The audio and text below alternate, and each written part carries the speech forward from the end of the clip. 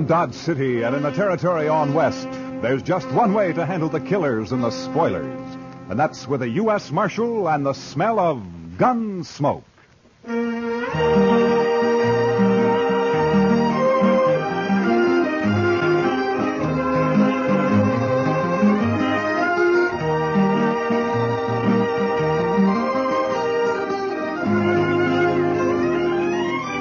Gunsmoke, starring William Conrad. The story of the violence that moved west with young America. The story of a man who moved with it. Matt Dillon, United States Marshal.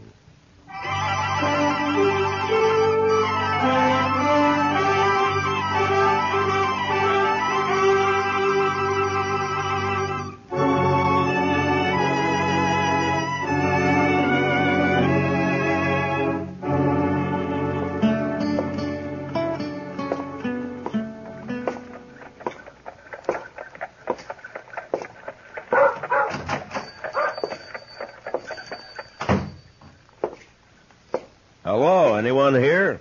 Be right out. I was just in the... Oh, hello, Marshal Dillon. Hello, Ben. How are you? Had shipment come in from St. Louis? They came in on the morning train, Marshal. I was going to send the boy over to tell you. What, have you seen it yet? I haven't had a chance to open it up. Here it is. Oh, good. Well, let's see how it looks. All right. There it is. Prettiest gold watch chain I ever did see. Chester will like that. Yeah. And look at the gleam on that elk's tooth. Yeah. Chester know you're getting this for him? Oh, no. It's by way of a surprise. He thinks he's got a birthday this month sometime. Saturday's about the middle of the month, so I figure it's as good a day as any to give it. Yeah, morning, Miss Tara. Oh, morning, Ben. Marshal Dillon. Morning, Tara. Oh, how beautiful. Is it yours, Marshal? Oh, no. It's for Chester. He's always wanted one. It's lovely. Ben, did my hand mirror arrive? Yeah, it came in this morning, Miss Tara. Can I take it now? Well, I don't know why not. It's paid for. Here. Careful now, Miss Tara. Came all the way from Boston, so don't drop it. Oh, I won't. Don't worry. Thanks, Ben. And goodbye. Goodbye, Marshal Dillon. Goodbye, Tara. That's a mighty pretty girl, Ben. Yes, sir. Yeah, she's blossomed out since I saw her last. Well, what owe you, Ben? Oh, be just about $4, Marshal. $4, huh? Yeah. There we are, $4. Thank you, Marshal. And give Chester my regards. I'll do that, Ben.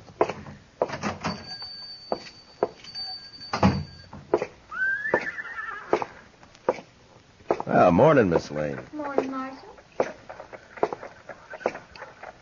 Morning. Morning, Marshal. Hello, John. Oh, hello, Marshal. Good morning, Chester. Well, morning, Mr. Dillon. Put this in the safe for me, will you? Yes, sir. How was the auction yesterday? You know, Mr. Dillon, I never did see so many horses and mules. You buy anything? No, sir, Mr. Dillon. But Asa Welton bought that old stud horse off Mr. McGovern. No, is that so? Yeah. You know, I feel sorry for poor old Asa. Why, that stud horse has got a ring bone so bad he can't hardly walk. Well, Asa isn't very smart when it comes to horses, I'm afraid. No, sir, he ain't. And I purely hate to see him lose good money on a horse like that. Why, he paid $19 for that horse. No? Well, he'll make out if the stud can get him some colts. Mm-hmm. Yes, sir, I guess. That is, if he's got a mare. Yes, Chester, if he's got a mare. And if he don't, well, sir, I just don't know. My. Chester, this evening I'm going to have supper with Kitty over at Dodge House. Will you stay here? There's no work to do, but you could keep an eye on things, huh? Why, I'd be proud, Mr. Dillon.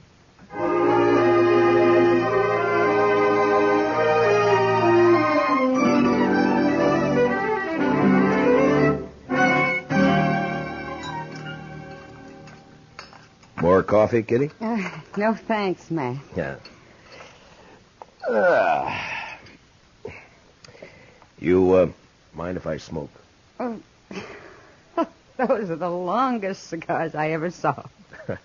Well, if it bothers you, I Matt, will have... 6 nights a week at the Texas Trail, and you think I'd mind one cigar? Go ahead. Okay. Matt, What? there's something been troubling me. Oh, what's that? Well, I wanted to have supper here so as we could talk. Well, what is it, Kitty? Almost 4 months ago, you and Chester brought a little girl back into town. Daddy was dead, out in the plains. You brought her back because she couldn't stay out there alone. Well, go on. She was real sweet. Young, I guess maybe 17. You're talking about Tara Hantry. Yeah, Matt. I saw her over at the general store this morning. What about her? Well, she's hanging around the Texas Trail, Matt. I see her there all the time. Afternoons, evenings. Oh? Well, why are you telling me this, Kitty? Well, it's no place for a girl. Not a young girl, not a girl like Tara. I don't have any say about how Kate runs the Texas Trail. If they don't want Tara in the place, Kate should keep her out. Well, Kate won't keep her out. Why should she? Tara's attractive. She's good for business. Kitty, when I brought Tara back to Dodge, Lawrence Kells and his wife took her in. They've been treating her like her own daughter. Now, it's not my place to interfere Well, with maybe them. they don't know, Matt. They're church-going people, Kitty, Kells and his wife. They try to do what's right for Tara. I'm sure they do. Matt, people like the Kells don't know the Texas Trail. They don't know the saddle bums, the spoilers, the wild ones that hang out there. Even if they did, they wouldn't see too much wrong with the man Tara's taken up with. Well, who is it? Jack Grace. Jack Grace? Yeah. Tara's keeping company with him? She has been since he came to town a few weeks back. Oh, that little fool. Well, don't blame her too much, Matt. He cuts quite a figure. Long hair, buckskin shirt, Texas spurs. She's young, and his stories make for good listening. Yeah. Matt, I've talked with Grace, and there's something wrong with him. He's too cold, like he's dead inside. He can charm you with a smile, and he talks just fine, almost like a gentleman. But there's nothing inside him, Matt. He's empty, like a shell. All right. What do you want me to do, Kitty? Thank you, Matt. Talk to the Kells. All right. Tomorrow morning. I promise.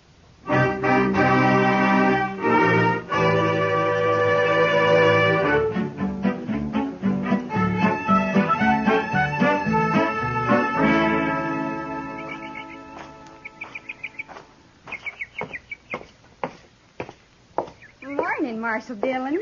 Good morning, Tara. We're having some lemonade. Won't you join us? I came looking for Mr. Kells. They're both down at church, getting ready for the social tomorrow night. Marshal Dillon, have you met Mr. Grace? Mr. Grace? I know of you, Marshal Dillon. Down around Waco, several of the boys speak of you. No? What did you want to see the Kells about, Marshal Dillon? Maybe I could help you. I think I should talk to them, Tara. It's a matter of business. About Mr. Kells' business? The buffalo hides? No. It's another sort of thing. I better come back, Tara. They'll be home later? Well, you know how these church socials take planning. It may be late. Yeah, well, I'll come back then. Sorry you won't join us, Marshal. Thank you anyway, Mr. Grace. I'll walk you to the gate, Marshal. No, fine. I'll be seeing you again, Marshal Dillon. Maybe, Mr. Grace. I know why you came here today, Marshal. I know why you wanted to see the Kells. You do, Tara? It's about me and Jack Grace, isn't it? This isn't the time to talk about it, Tara. It's a fine time to talk about it. Now, look, The Tara... busybodies in this town sent you over here. They don't like my keeping company with Jack. Isn't that right? They're not busybodies, Tara. They're people who are fond of you. Older than you and know more about Jack Grace than you do. Blue-nosed old gossip. Now, Tara, listen to me. No, you listen to me.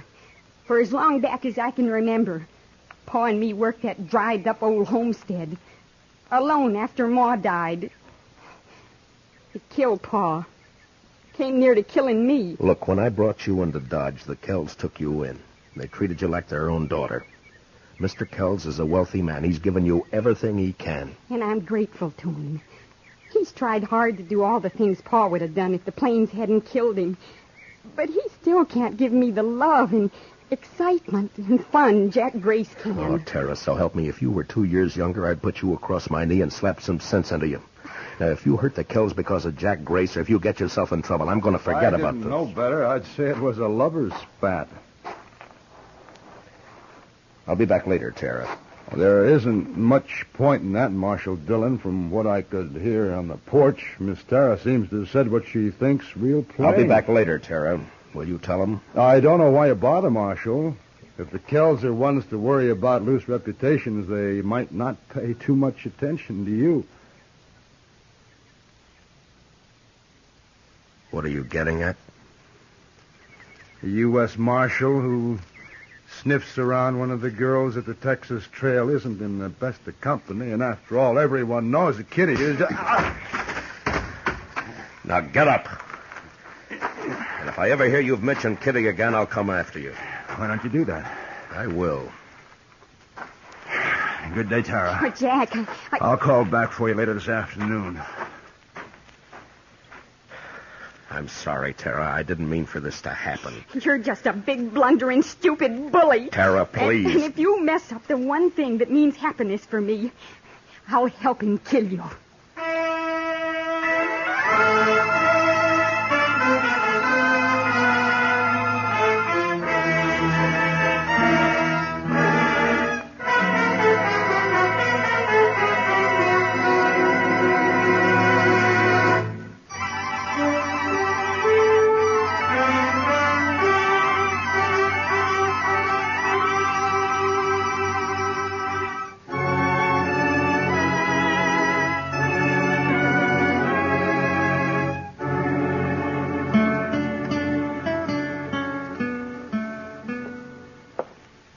Chester told me you wanted to see me, Mr. Dillon. Yes, Mr. Kells. Won't you sit down, please? Yeah, sure. Hope it won't take too long. Gretchen and I are in charge of the box store tonight, you know. Wouldn't want to be too late. Well, it may take a few minutes, Mr. Kells. It's important. Oh? It's about Tara. And Jack Grace. You know about it, then? I've known about it ever since she came to town 3 weeks ago. They met, heaven knows where or how, and she's been seeing him most every day since. You know where she spends her time? At the Texas Trail. Yes, I know. Gretchen and I have tried every way we know, Marshal Dillon. We've both talked with Tara, but she's young and headstrong. I don't know what to do. I think she'd run away with him if we interfered again. Mr. Kells, as Marshal, this is no affair of mine, but as someone who's fond of Tara and... Well, I wish you'd try talking with her again. Well, we'll do everything we can, I promise you that. Perhaps Grace will get tired of her and leave Dodge. Perhaps. Well, anyhow, you know I'll sure try. Yeah. Well, thank you very much for coming over here, Mr. Kells. Sure, Marshal. You're going to be at the social tonight, aren't you? Oh, sure. Chester and I'll be there. Chester'd be real upset to miss it. Good. We'll see you there. Okay, fine.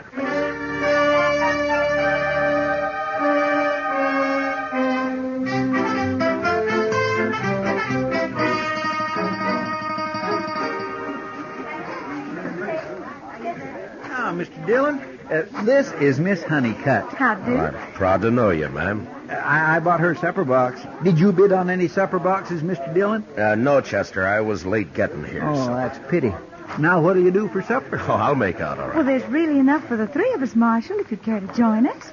Well, thank you, Miss Honeycutt, but I'm looking for Mr. and Ms. Kells. Oh, they're not here yet. The parson was asking for them a few minutes ago.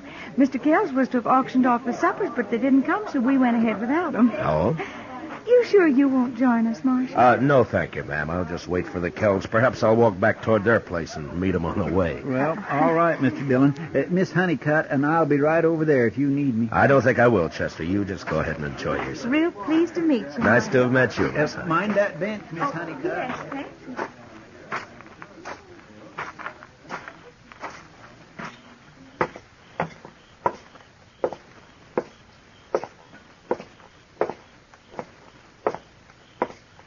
Matt? What?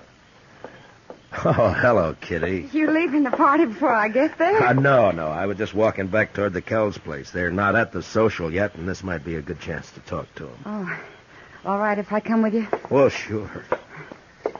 I had a talk with Mr. Kells this afternoon. Yeah? Yeah. He knows all about Tara and Grace. Has known for a long time. Well, what's he going to do about it, Matt? He doesn't know what to do.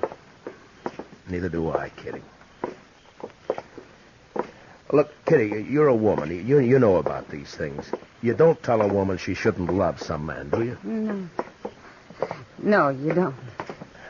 Kells has tried hard. He's done everything he can. Well, he's a wealthy man. He could send her east for a few months on a visit. St. Louis, maybe. To forget Grace? Yeah? Would it do any good? No.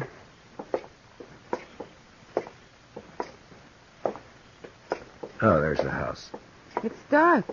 Maybe we passed him. No, I don't think so. Here. Oh, thanks. Thanks, Matt.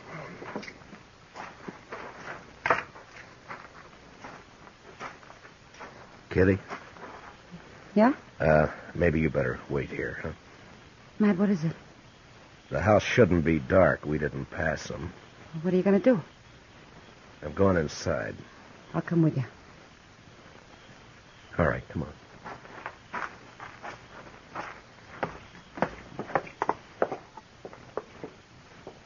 The door's open.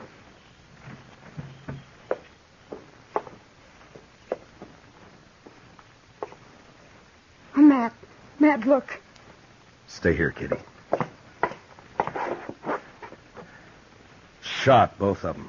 Oh. No wonder they were late for the auction. Kitty, go back to the church social. Find Chester. Have him meet me at the jail. Tell Doc to come over here. What are you going to do, Matt? I don't know. Look around, maybe. Why this? What for? Who knows why people kill, Kitty? Money, maybe. I don't know. But who'd do it, Matt? Who'd kill the Kells? Someone who hated him enough or thought they had something he wanted. Bad. Real bad. Grace? Will you please get Chester and Doc? Yeah. Yeah.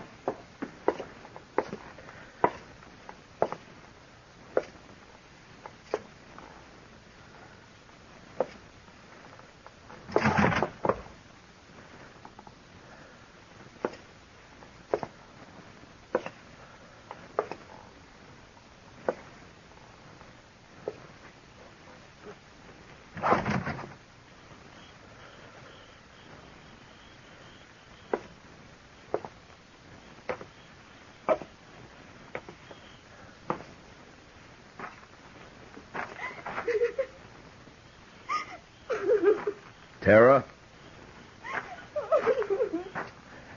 Tara, are you all right? It's Matt Dillon, Tara. Are you hurt bad? Who did it, Tara? Do you know? Yes. Yes, I know. Well, who was it? Was it Grace? Oh, Matt. Matt. What happened, Tara? Tara. Mr. Kells was waiting for him when Jack came for me. Mr. Kells wanted to talk with Jack, he said, and oh, Well, go on. I don't know. I don't know. I can't help if you don't tell me what happened. But when Jack came, there was an argument. Mr. Kells told Jack to go away, leave me alone. Told him not to come back. Jack laughed. Called Mr. Kells a name, and Miss Kells slapped him. And Jack hit her. Mr. Kells tried to get his rifle in the corner. And Jack... Yeah? He shot him. He shot both of them. Then he turned and said it wouldn't have worked out for us. He was leaving. Just like that. He was leaving. You see, you'd be nothing but trouble, he said. I'm leaving, he said. then he hit me. And... Oh. Doc will be here in a few minutes, Tara. He'll take care of you.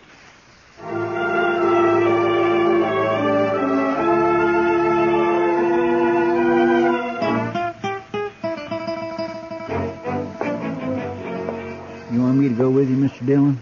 No, you stay here. Get me that Winchester, will you? Yes, sir. Here you are. Thank you. How do you figure to trail him at night, Mr. Dillon? I don't. I'm taking a guess, that's all. You know where he's going? Like I say, it's a guess. It won't be back to Texas. He's wanted there. Might be Abilene. Ben Thompson would cover for him there. He'll have an hour or more start on him, Mr. Dillon. Yeah, I know, but I figure to take the back country and ride hard. Maybe he'll cut his sign by morning. You'll be riding 3 mile to his 1? I'll take the buckskin. He can last. Yes, sir. Don't you want me to follow you? I should be back by tomorrow night. You stay here and help Kitty and Doc with everything. And take good care of the girl. She needs help. Yes, sir. Good luck, Mr. Dillon.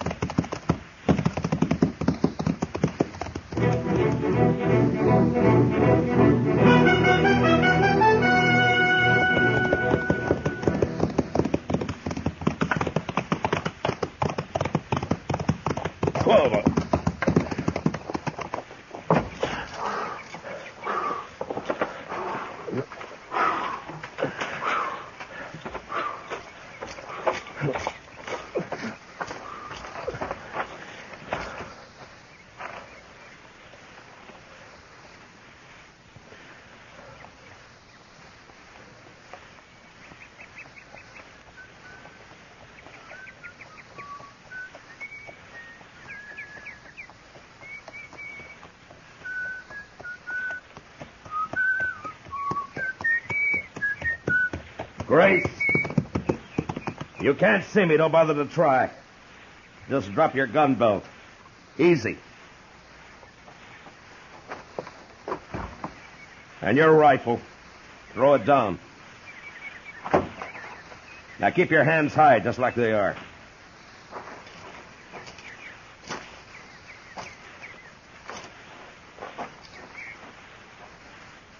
You travel fast, Dillon. I didn't waste time getting to here. I know this country better than you, Grace. Roads aren't always straight.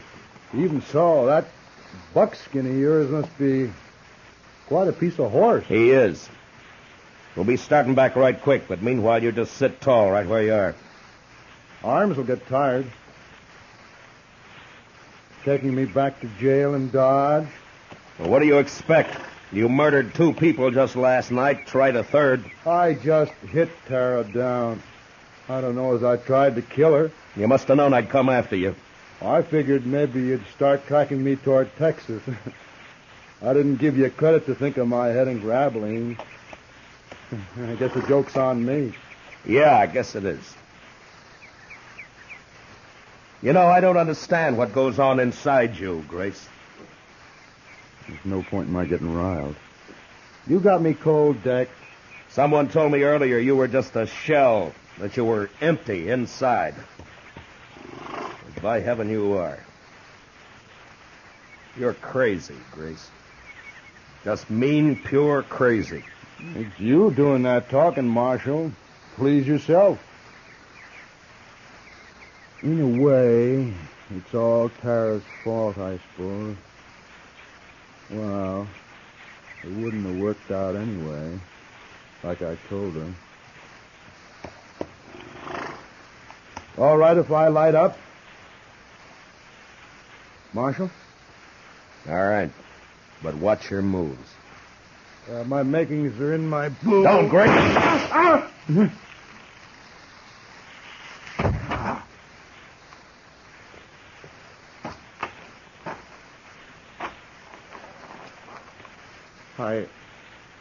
I didn't know Kansas marshals were so fast.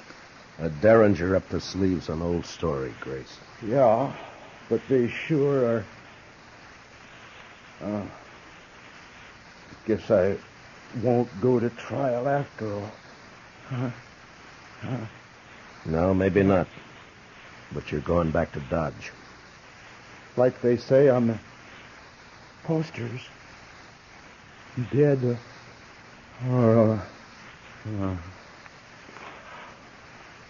Yeah. Dead or alive.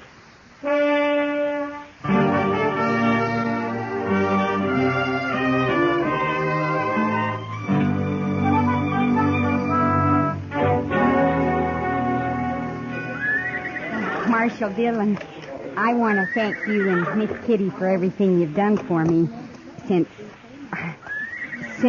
Sure. You got everything in the stage, Tara? Yes, Miss Kitty. It's a long trip, Tara. You sure you won't change your mind?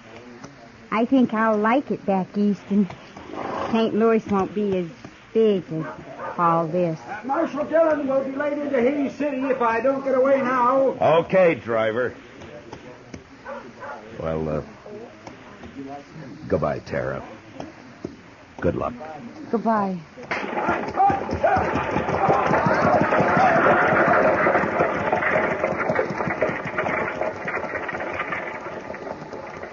Well, Matt, she's gone. Yeah. I don't blame her for wanting to leave, Kitty. The West took nearly everything she loved. Her ma and pa, and the Kells. And her true love. Look, Jack Grace? Jack Grace is no good, but Tara gave him her heart. And she never got it all back. Perhaps you're right, Kitty, but Tara's young. She'll mend. Will she, Matt?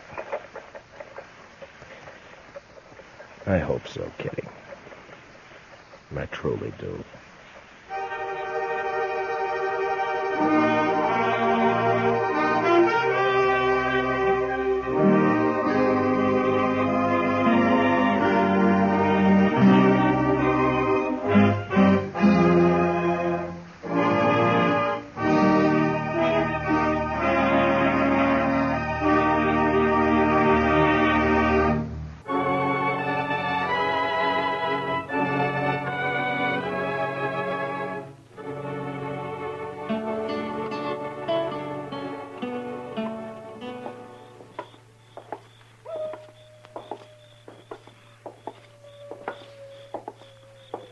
Quiet night, Mr. Dillon. Yeah. Except for that coyote. He's wailing his head off out there. Mad at the moon, I guess. Or in love, maybe. Oh? Yes, sir, the way I've noticed it, any time you find a man or an animal out squalling around in the dark, it's usually love. Yeah, but this one sounds kind of mournful, Chester. Well, sir, love is mournful sometimes, Mr. Dillon.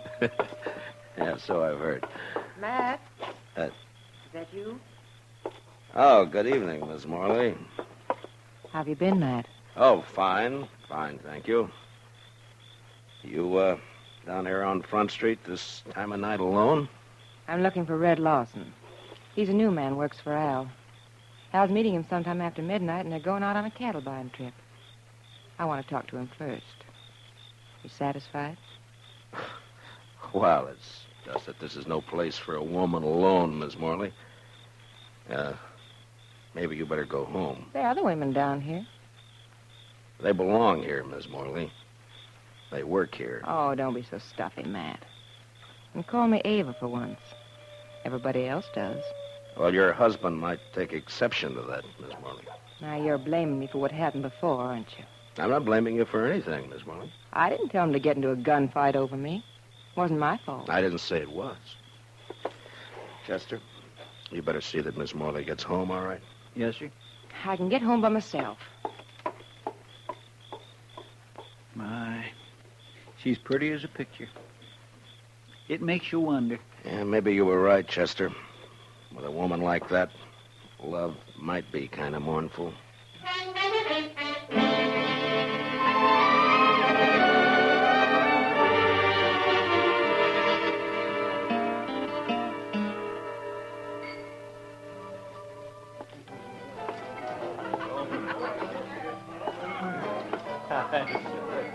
So I just give my rope a couple of turns around that juniper stump, and I jerk back on it. Lawson, Oh, hi, Marshal. I wonder if I could see you for a minute, huh? Yeah, sure. Be right back, boys.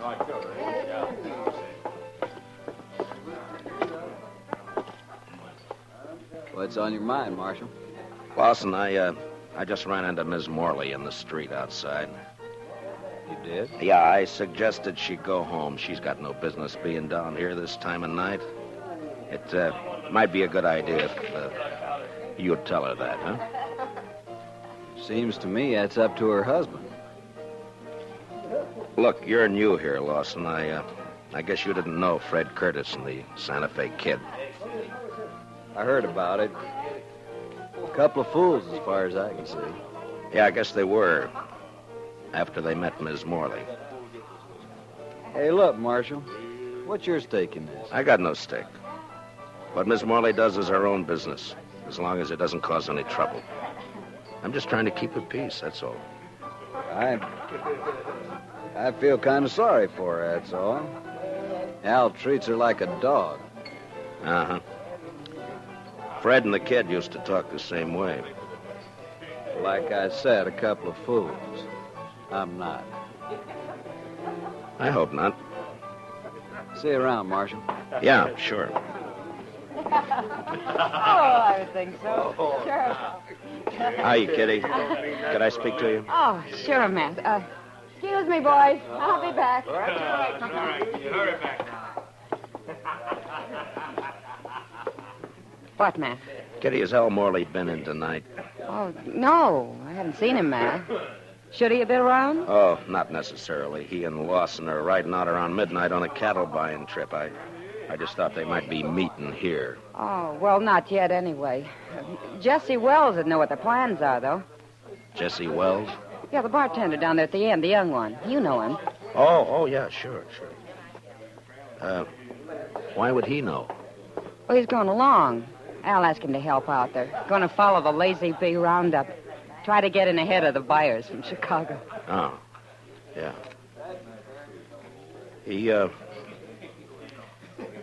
He's a nice-looking kid. I wonder if, Yeah. Yeah, he's another friend of Ava's.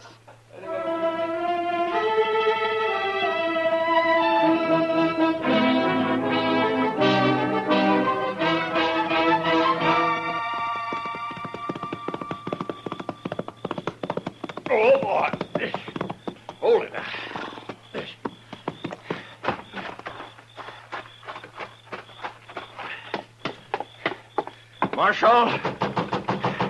Marshal Dillon. Oh, come on. Wake up, Marshal. All right. Take it easy. Who is it? Jesse Wells, Marshal. Open the door. All right, just a second till I get it. There. What's the trouble, Wells? Al Morley, Marshal. And you better get your horse, because we got to ride back out there. Out where? What happened? Buffalo Flats. We camped there to wait for the roundup crew. And Al's dead, Marshal. He's knifed in the back. Did you do it? No. It was Red Lawson. He knifed Al and he stole the money we were going to use to buy cattle. What in the world is going on, Mr. Dillon? You better saddle up, Chester. We got to ride. What's the trouble? The usual. Nothing new but the names. Seems Red Lawson turned out to be a fool in spite of himself.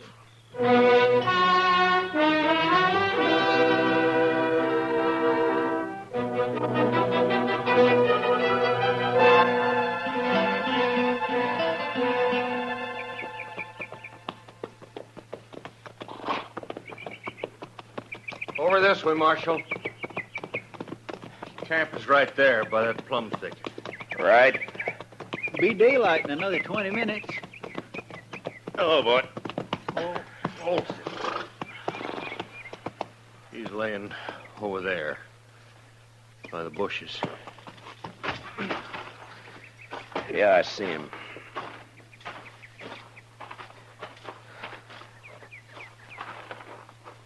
Whose knife is it, Jesse? It's Al's.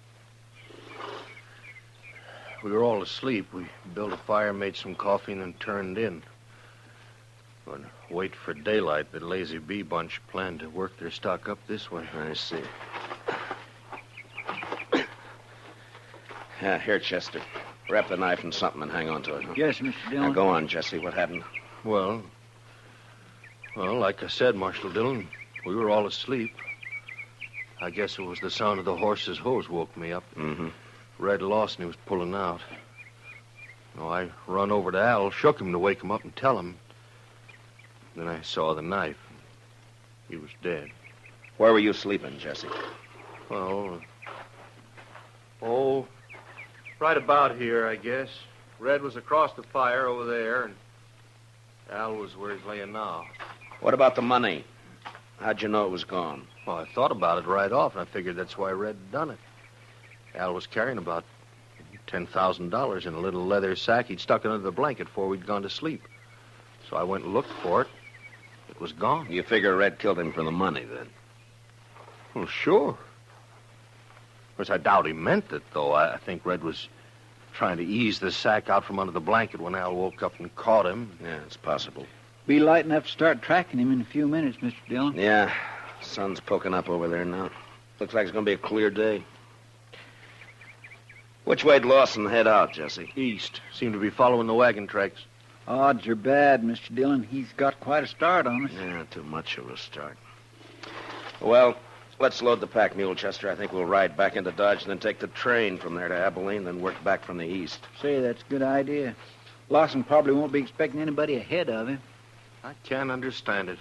I just can't understand how anybody could do a thing like this. It sounds like a meadowlark, Chester. Yes, sir. He just flew into those bushes. Red seemed a pretty nice fellow as far as I could tell. It's a funny time of year for a meadowlark, isn't it? Guess $10,000 was just too much temptation. Huh? Oh, some of them hangs around all winter, Mr. Dillon. That sure sounds a lot better than that coyote howling. All right, Chester. Get a hold of his feet. Let's load him up.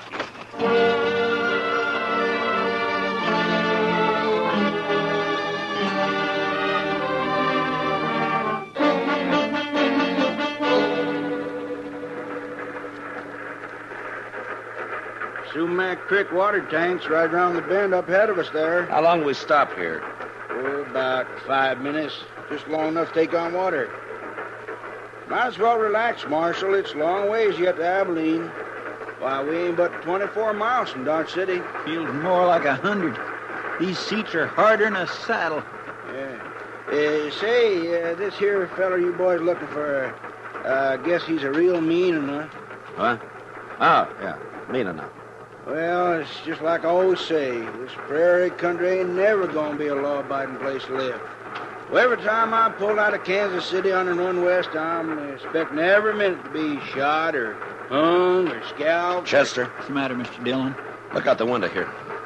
Around the bend there by the water tank. Looks like we don't have to go to Abilene. Oh, yeah. There's some fella waiting to catch a train, I guess. You boys reckon that... Is he the one? Yeah. His horse is tied there by the tank. Must have decided on a quicker way of traveling. Yeah, it looks that way. All right, Chester, he won't be expecting us. Let's get out in the vestibule and then drop off and take him as soon as the train stops. Yes, sir. Yeah, Marshal, whatever you do, don't let him get on this train. Just keep the passengers away from the windows. In a way, it's too bad, Mr. Dillon. Miss Morley would have really enjoyed that $10,000. You're guessing, Chester. Well, he hasn't seen us yet. All right, let's go. Lawson, get your hands up. No. You're under arrest. Get your hands up. No. He's running for his horse, Mr. Dillon. Lawson! He's going to fight. You can't get away on foot. Lawson! Come on, Chester. That's a cutting it awful thin, Mr. Dillon. Giving a man 3 chances before you haul down on him. Well, we're still on our feet. He's not. Yeah, but it's a pushing the odds, though. Yeah, I guess. All right, pick up his gun there, will you? Yes, sir. Lawson? He's still alive, Mr. Dillon. Can you hear me, Lawson? Sure, I can hear you. There's a sack of money. Looks like it fell out of his coat. Yeah, I see it. Lawson, there's no doctor on the train. We're going to try to stop the bleeding and do the best we can for you. There'll be a train back toward Dodge City in about a half hour. We'll wait for it. Is that all right with you? I don't have any choice, do I? No, I guess you don't. You made your choice last night. Was she worth it?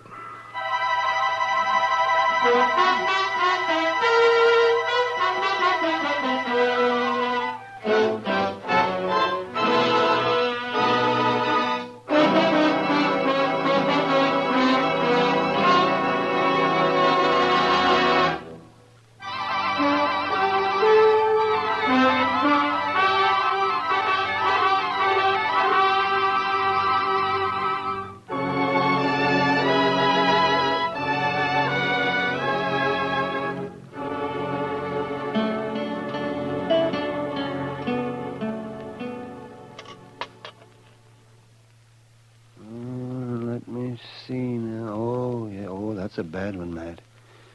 Yes, I'd say the bullet's lying right in against his heart. I just tried to wing him, Doc, but we were both moving. You can't always call him, you know.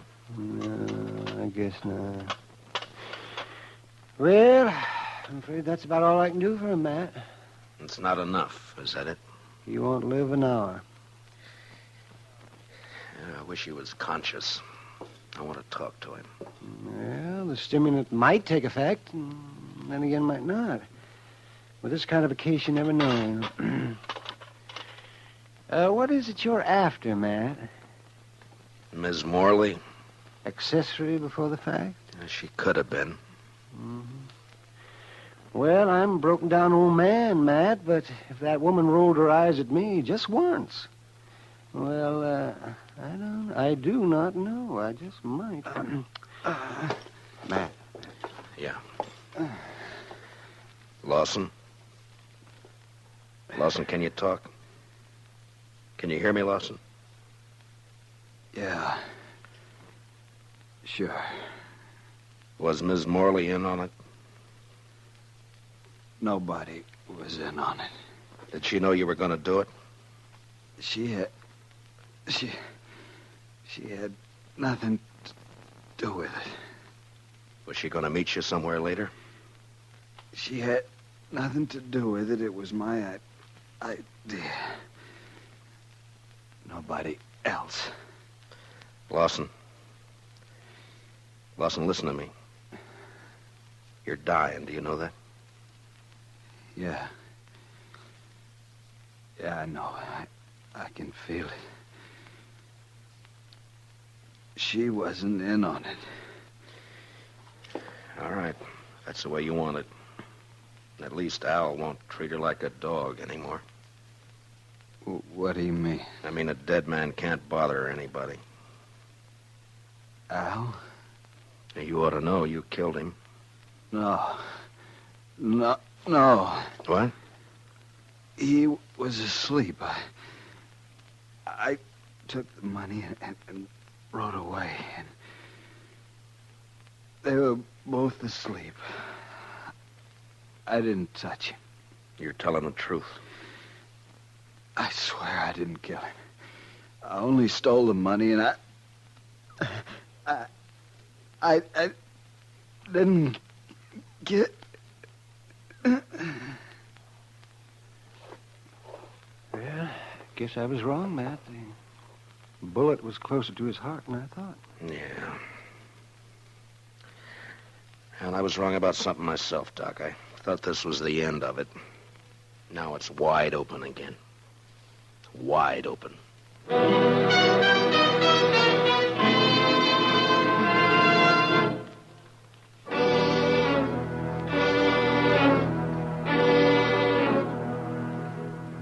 I don't see why you got me here just to ask the same things all over again, Marshal, because I told you how it happened. Yeah, I know, You Jesse. caught Red Lawson with the money on him. Now, what more proof do you need? It only proves he took the money, Jesse. It doesn't prove he killed Al.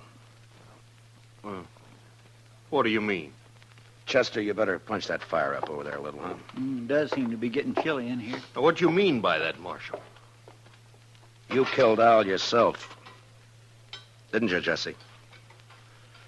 You're out of your mind. You woke up and saw Red steal the money and take off, and it gave you ideas.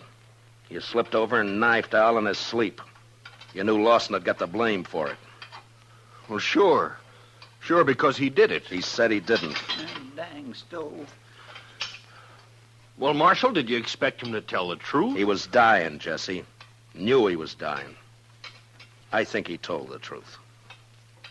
I see. His word against mine.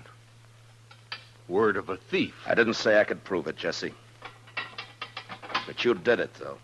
We both know that. And sooner or later, I'm going to get you for it. Chester, I think it'd draw better if you'd open the damper.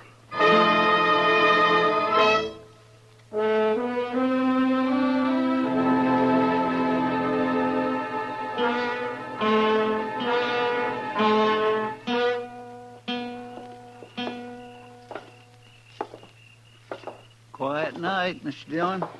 It was a quiet night last night. And 2 men who were alive last night are gone tonight.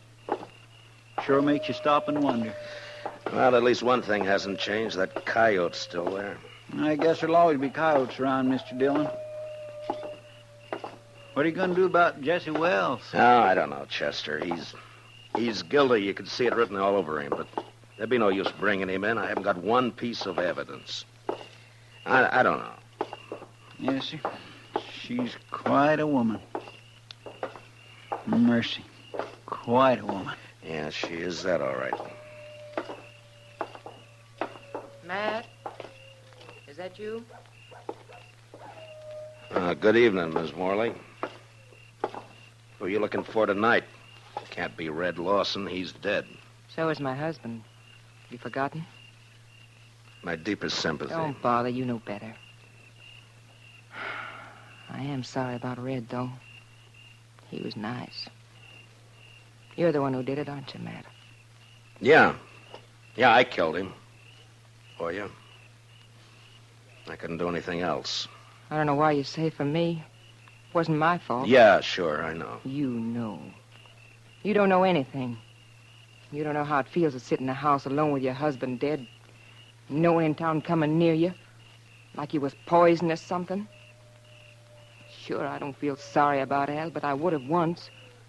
He's the one who changed me, made me feel different. I know it wasn't your fault. And you didn't even come to tell me he was dead. Why not? It's part of your job, isn't it? I didn't come and tell you, Miss Morley, because I figured that you'd... Chester? Yes, sir? Would you mind walking on ahead? I'll meet you on the Texas Trail in a few minutes. Well, All right, Mr. Dillon, if you say so. Well, I get to know everything. Why'd you send him away, Matt? I was just wondering if you were going to be home later tonight. Well, I could be. Around 10 o'clock, say? Sure, Matt. I'll be there.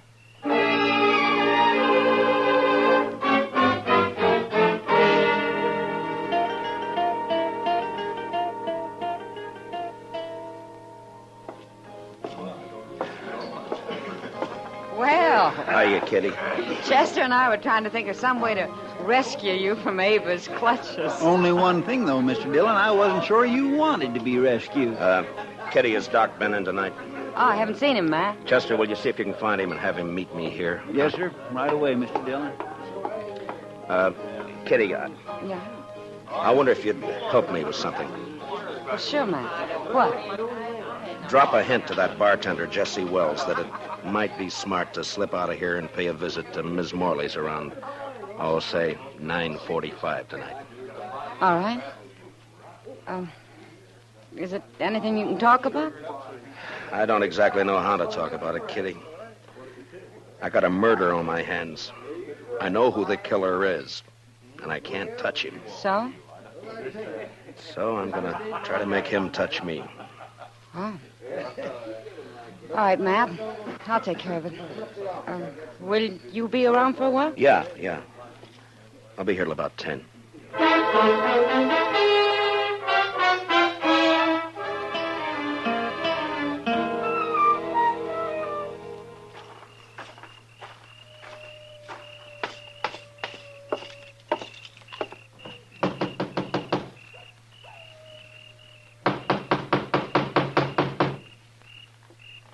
Who is it?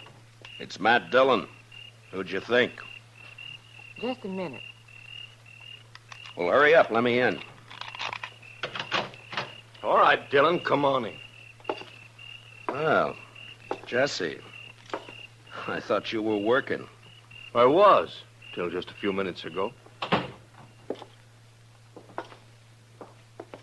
Well, what's on your mind?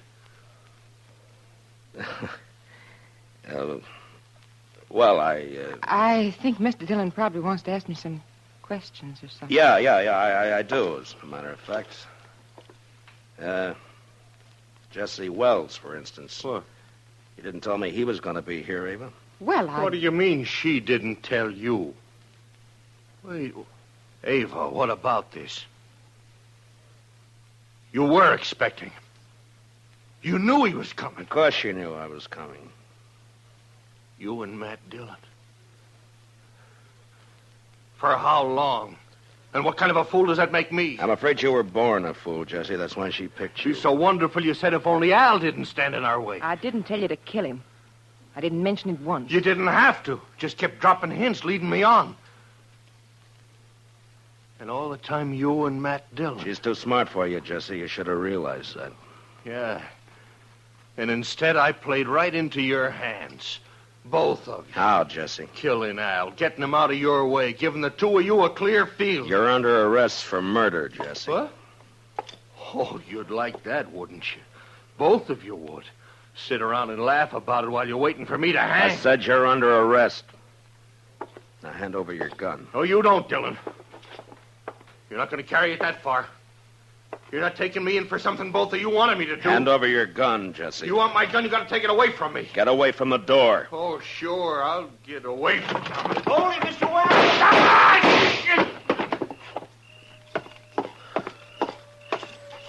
Are you all right, Chester? Yes, sir. It was close, but he missed me. Well, you two didn't miss him. I don't know which one of you fired first, but either bullet would have done it. Well, you got his confession all right, Mr. Dillon. Doc and I heard every word from the front porch there. We sure did. Only one thing, though, Matt. He didn't implicate the woman in it. Yeah, I know. Will you take charge, Doc? Oh, sure. Be glad to. Part of my job, you know. Matt? All right, Chester, let's go. Matt? Could I see you for a minute before you go? Matt? What's it add up to, Mr. Dillon? 3 men have been killed since this same time last night. Yeah. And you know, Mr. Dillon, I think maybe it's kind of all her fault. And you can't pin a thing on her. My. Well, there's one lucky thing. There aren't many women like her.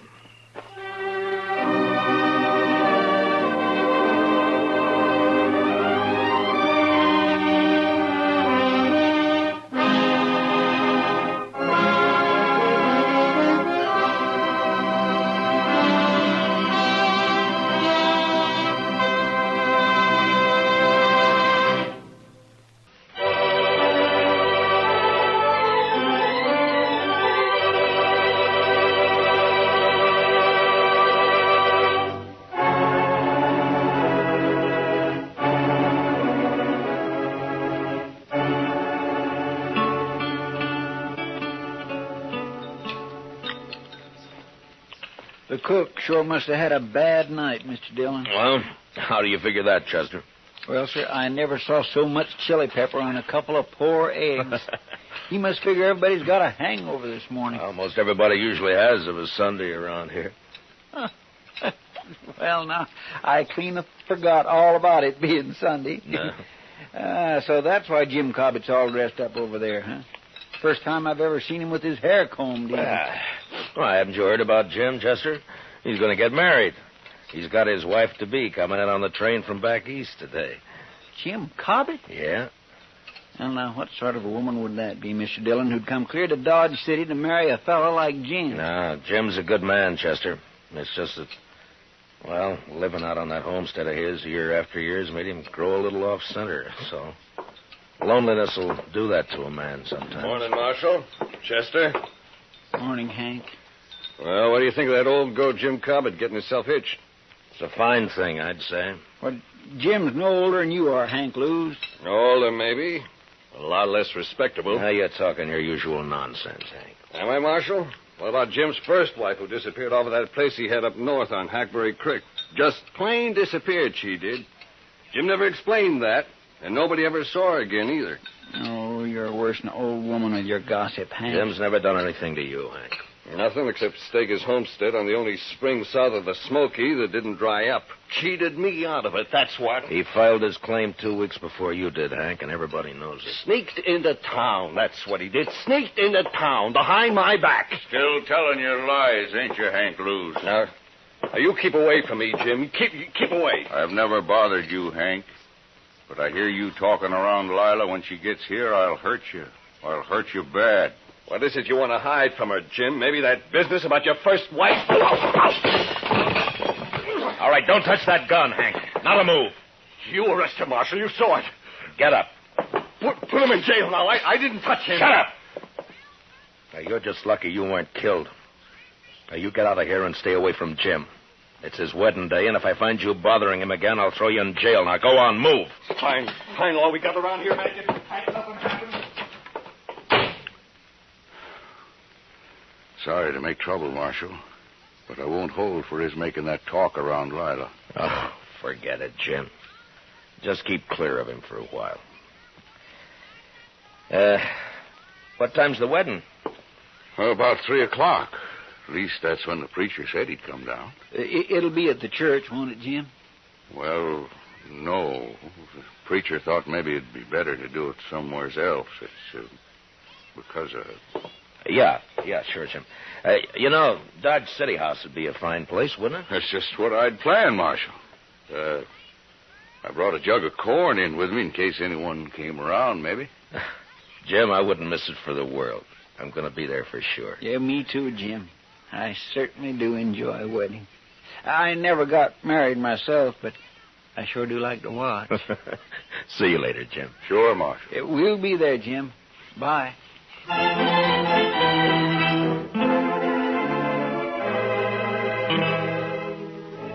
Jim's bride, Lila, turned out to be a handsome, high-strung woman with nervous black eyes and a manner that bespoke a gentle breeding and background. I watched her, and I wondered how she'd ever make out in this crude, raw country she'd chosen to come to. It was never mentioned how she and Jim had got together, but the few friends who gathered for the wedding didn't care. We were all pleased that Jim finally had a wife to break the loneliness that he'd set upon himself for so long. And after the brief ceremony at the Dodge City House, we told him so. Well, it's about time, Jim. If you don't mind my saying so, ma'am, you should have filed on him long ago. Why, yes. I mean, of course. Open the jug on the table there, Si. It's good corn. Well, thank you, Jim. My throat is a mite dusty. Help yourselves to the liquor, boys. Thank you. Well, congratulations, Jim. And Miss Cobbett, my best wishes to you, ma'am. Thank you, Marshal Dillon. Now, you make Jim bring you to town and see us once in a while. He never came in much when he was alone out there. Oh, I'm sure he will, Marshal. I sure hope so, ma'am. Help yourself to the jug there, Chester. Well, thank you, Jim. If I can get it away from Si long enough, I will. You stay in here tonight, Jim? Well, no, Marshal. I brought the wagon on account of Lila here, and it's a slow way of traveling. Take a day and a half at best. But where will we sleep tonight, Jim? Oh, I've got some blankets, Lila. We'll be fine. You mean out on the prairie? Well, sure. We'll bed down in the wagon if you're afraid of snakes. Oh, snakes can't get to you if you're in the wagon, ma'am. But what about everything else? Indians. No Indians have been seen around here for months, I know. Oh, no, you're wrong, Jim. A man from Walnut Creek told me he run into some Pawnees a couple weeks ago. Only about a dozen, though. Pawnees? Well, they didn't bother him, did they, Si? No, they didn't, Marshal. Yeah, you see, Lila? Well, they didn't bother him because he saw him first. He hid himself under a bank in the creek. Are there Many Indians around? Oh, no, very few, man. Well, the Army's been after him pretty steady ever since them Crows raided the Gillette place. The Indians been making themselves scarce last few months. What happened at the Gillette place? They had a little trouble, that's all, Lila. Little trouble. They killed Bob and rode off with Mrs. Gillette and the child, that's all. Oh, no. Si, why don't you go get yourself another drink, huh? Yeah, well, I was just thinking about doing that. Well, no, I suppose it'll be easier on Mrs. Gillette once she learns to talk Crow, but still, it's a hard life on a white woman, suddenly being made a squaw. Oh. The jug's almost empty, Si. You better hurry, huh? By golly, hey, fellers, I got another swatter coming up. Liquor's working on side, Lila. Don't pay no mind. Jim, is it true what he said about that poor woman? Now, Lila, don't you fret about that. Is it true? I want to know, Jim. Yes.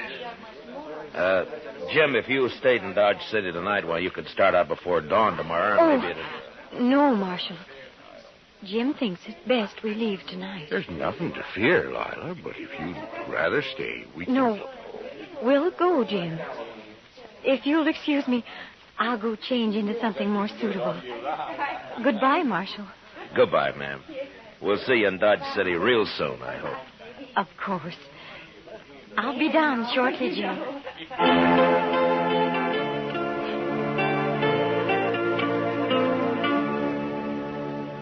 Maybe it was best that way for Lila to face out her first night on the prairie, not far from Dodge. Nothing would bother him that close to town, and it'd make it easier for her on the next night. And they left. And that's all we heard about them for, a month or so. Dodge City was fairly quiet, except for 1 week when a Texas herd arrived. 2 boys were killed the next night, and another a few days after. But then things cooled off and became peaceable again. Hank Blues is in town, Mr. Dillon. Oh, no, Chester. Well, there ought to be a law against it, that's all. He said he was coming here to see you in a few minutes. Look, you talk to him, Chester. I think I'll go upstairs and pick on the doc for a while. Oh, he doesn't want to see me, Mr. Dillon. I'll send him up when he comes. Chester, no. Yes, sir, but he'll ask me where you are, sir, and then what am I going to tell him? Marshal, I want to talk to you. Well, all right, Hank. Go ahead, talk. You think I was lying about Jim Cobbett, don't you? Well, listen to this, Marshal. Lila's disappeared, too.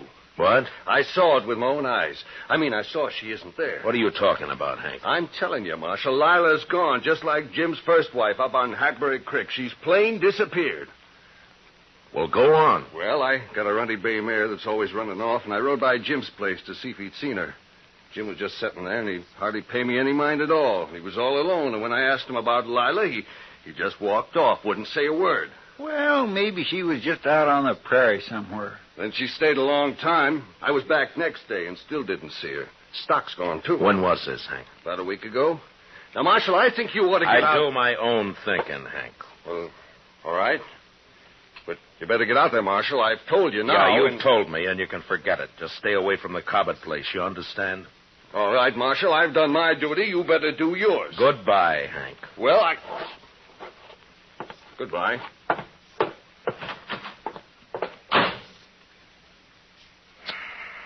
What are you going to do, Mr. Dillon?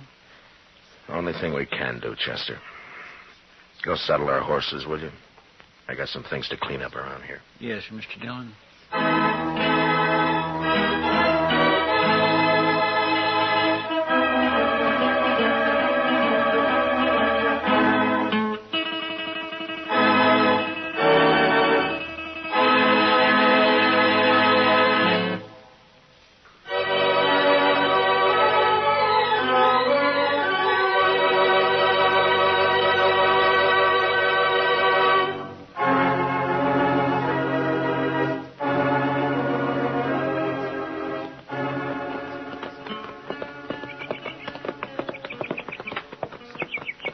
Sure looks quiet around here, Mr. Dillon. Yeah.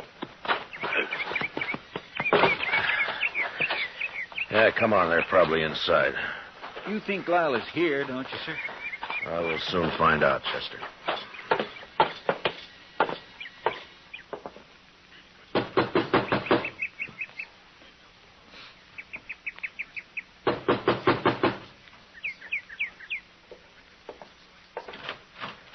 Hello, Jim. Well, hello, Marshal. Chester? Hello, Jim. Come in.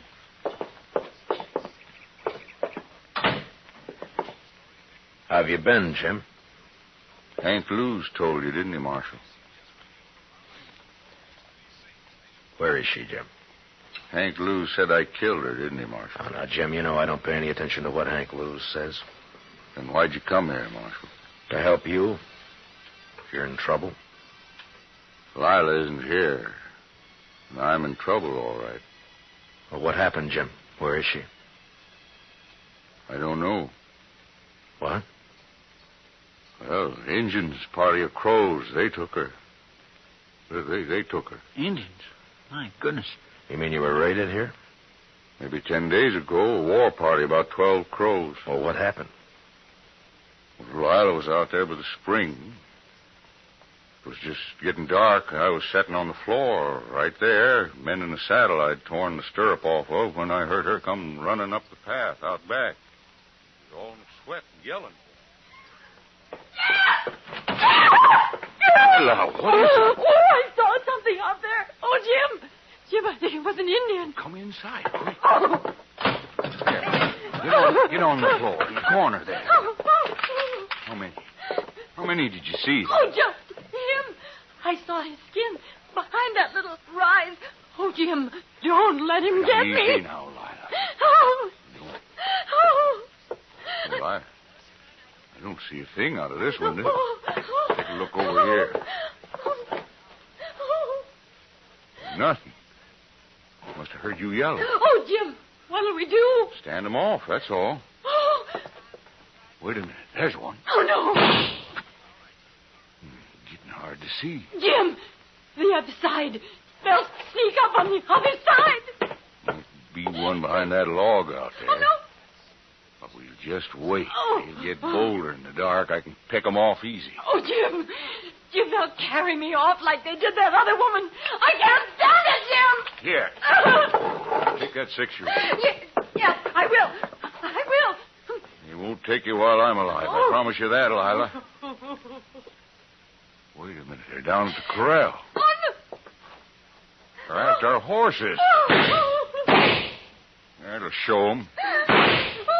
Here he goes. There was one behind that log. Oh, Jim, I can't stand it. Yeah, they're sneaking up on us. We'll just wait. Let them get in the open. Wait till a little more. Then when they jump and run on us,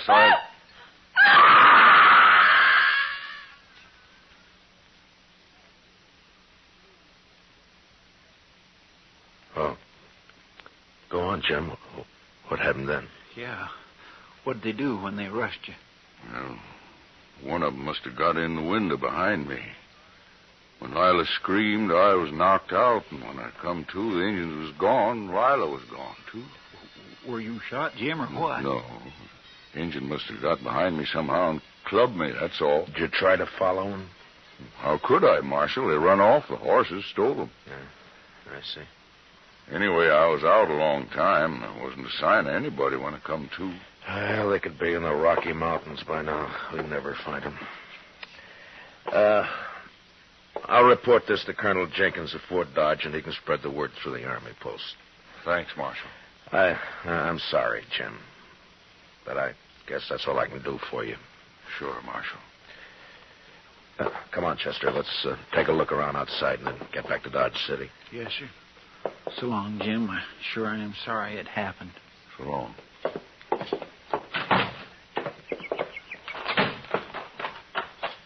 Jim's pretty broke up, Mr. Dillon.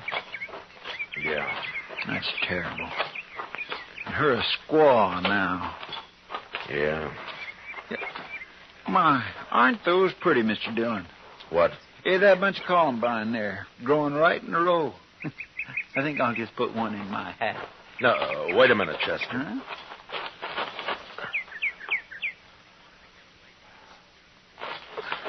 I wouldn't pick them, Chester. They're too pretty to pick, huh?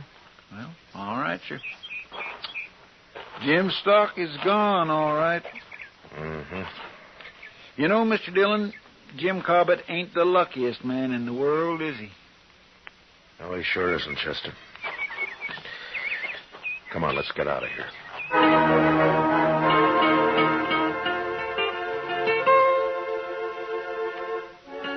It was the day after we got back to Dodge City that the trouble started, as I expected it would. Chester spread the story about the Indians kidnapping Lila Cobbett, and it wasn't long before some of the men began to question it. And a group of them, headed, of course, by Hank Lewis, came to see me. Marshal, we want to know when you're going to arrest him. Hank, it'd be better if you'd let somebody else do the talking. Your record against Jim Cobbett's pretty strong. Marshall's right, Hank. You always did talk too much anyway. I want justice done, that's all, and I mean to get it. Oh, shut up, Hank. Marshal, Hank sort of talked us into thinking you don't aim to do anything about Jim Cobbett. Is that true? Well, what's your idea, Merritt? Go out there and arrest him and find Lila's body if you can. You think Jim murdered her, is that it? Looks that way. You sure don't believe his story, do you, Marshal? No, not all of it. Jim did her in just like his first wife, that's what. It's a sure thing, Marshal. No Injuns would have stolen the woman and left Jim lying there without scalping him. Injuns just being made that way. Merritt, I don't know what happened out there, but I'm going to find out. Then what are you waiting for, Marshal? The doc. The doc? What's he got to do with this? Well, Miss Prilliffew had a baby this morning. The doc was up all night, and he's sleeping today. We're going to ride out to Jim's tomorrow. Well, I don't know what you need the doc for, but we'll wait and ride out with you. You won't ride anywhere, Hank. When I need a posse, I'll ask for it. And I don't want a single man of you anywhere near the Cobbett place. Is that clear? All right, now get out of here. I got work to do.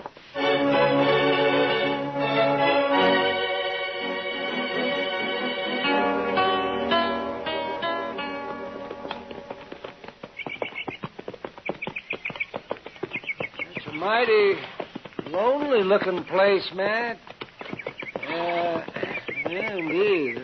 I wonder what Lila Cobbett thought when she first saw it. She must have been mighty fond of Jim to come here at all, seems to me. Yeah. Well, I hope Jim's still there. Isn't that him there? Down by the corral there, isn't it? Oh, yeah. He's got a new horse. Oh.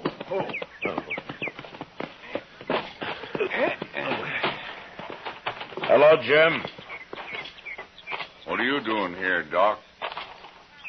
I had to bring the doc, Jim, to perform a sort of autopsy. Autopsy? On Miss Cobbett. It's necessary, Jim, or I wouldn't do it. Marshal? Now, don't do it, Jim. You wouldn't have a chance. No. Take his gun, Chester. Yes, sir. All right, Jim, let's you and me go on into the house, huh? I don't imagine you want to watch this. Well, where is it, Matt? You want to tell him, Jim? Over there, under that row of columbines. Well, So, that's why you wouldn't let me pick any, Mr. Dillon. I watered the ground a lot to make it hard. It was a good job, Jim. Come on, let's go in the house. Shovels out back of the corral. I'll get it. Well, all that water and it didn't do any good.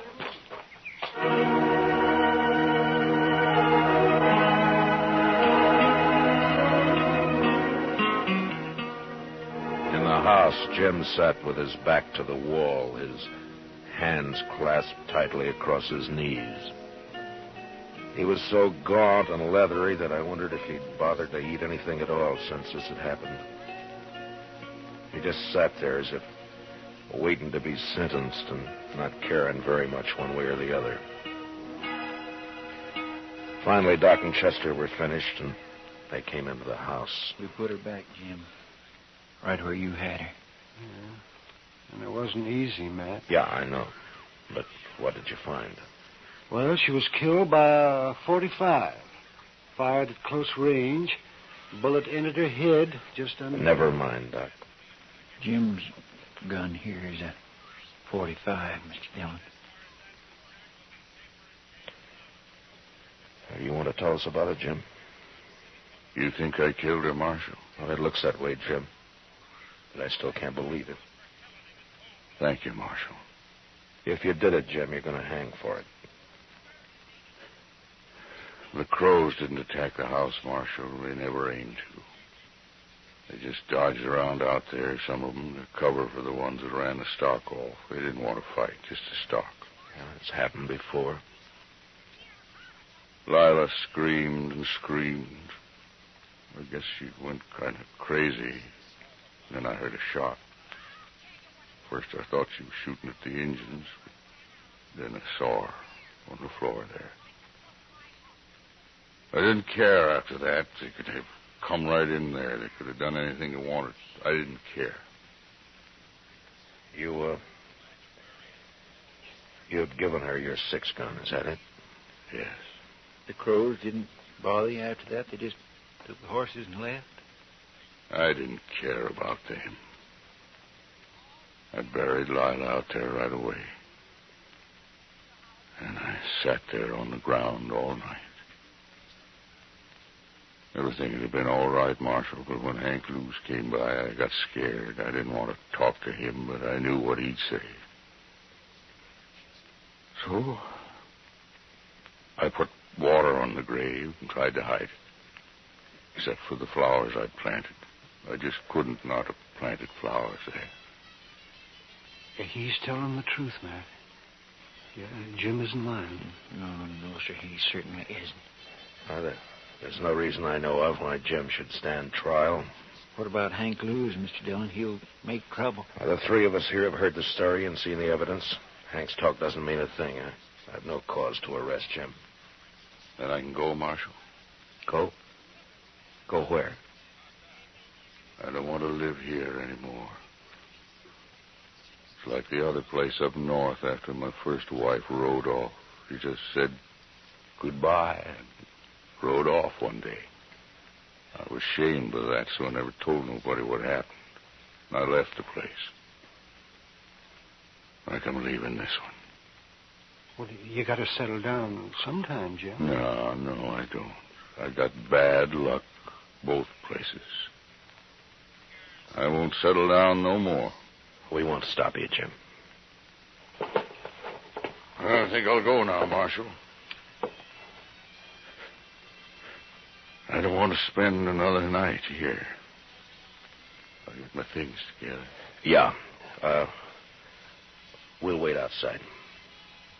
Come on, Chester. Doc.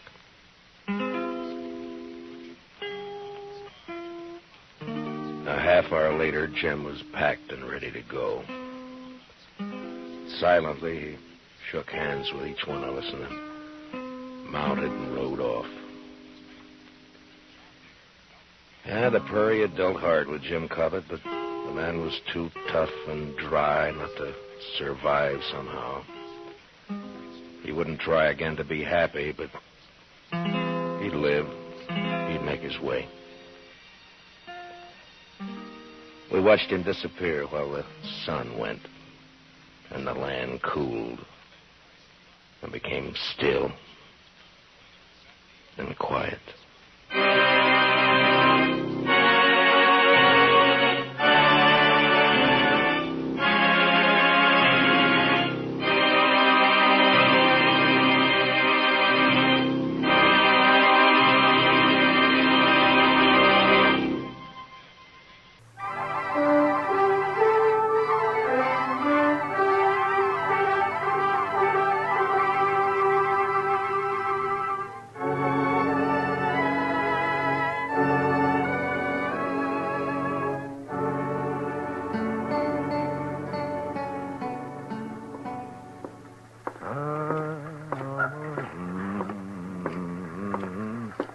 How are you this morning, Mr. Bumby? Oh, Marshal.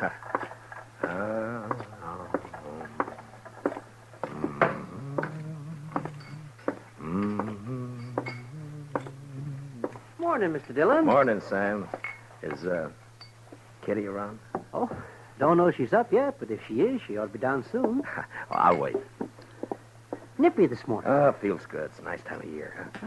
I don't know. I kind of like spring myself. Sam, you better wash that glass over. Oh, yeah. Thanks. Can I get you something? Beer, maybe? Got any coffee? Sure. Just made a pot. Oh, that'll be fine.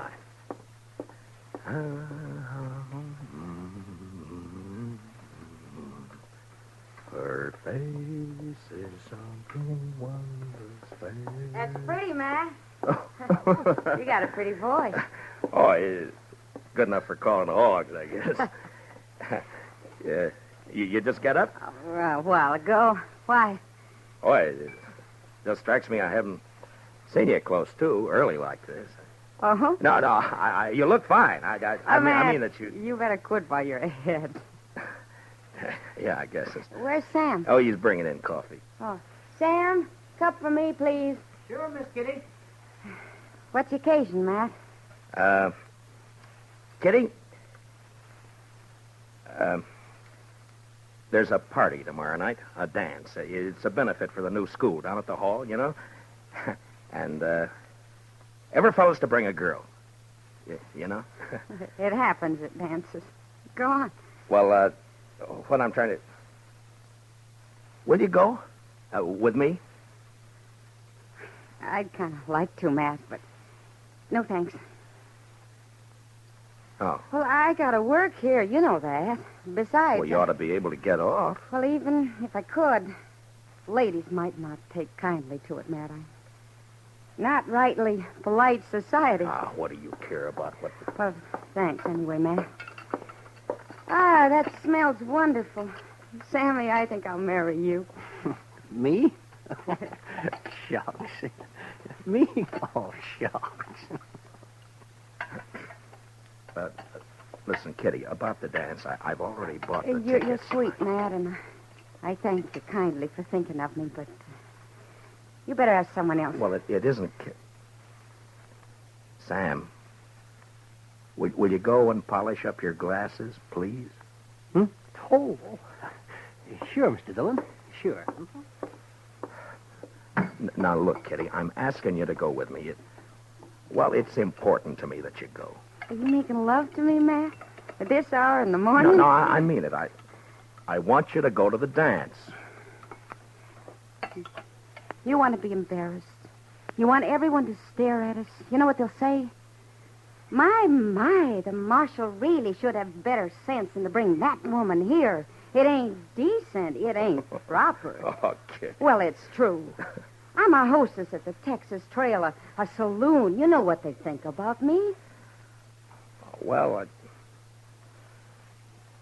will you go, Kitty? No.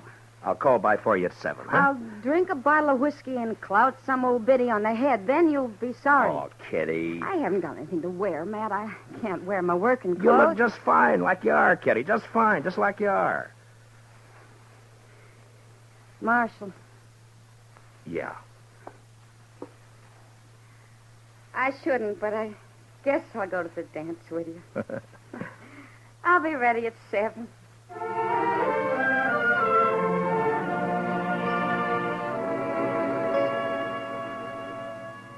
How do you talk about a woman like Kitty? The color of her hair, eyes, the shape of her leg, the way she spoke, thought. Well, that's a picture you had to get by looking and hearing. Otherwise, you'd never know it. And I felt real good about taking Kitty to the party. The first time we'd really be out in company. And I liked the idea.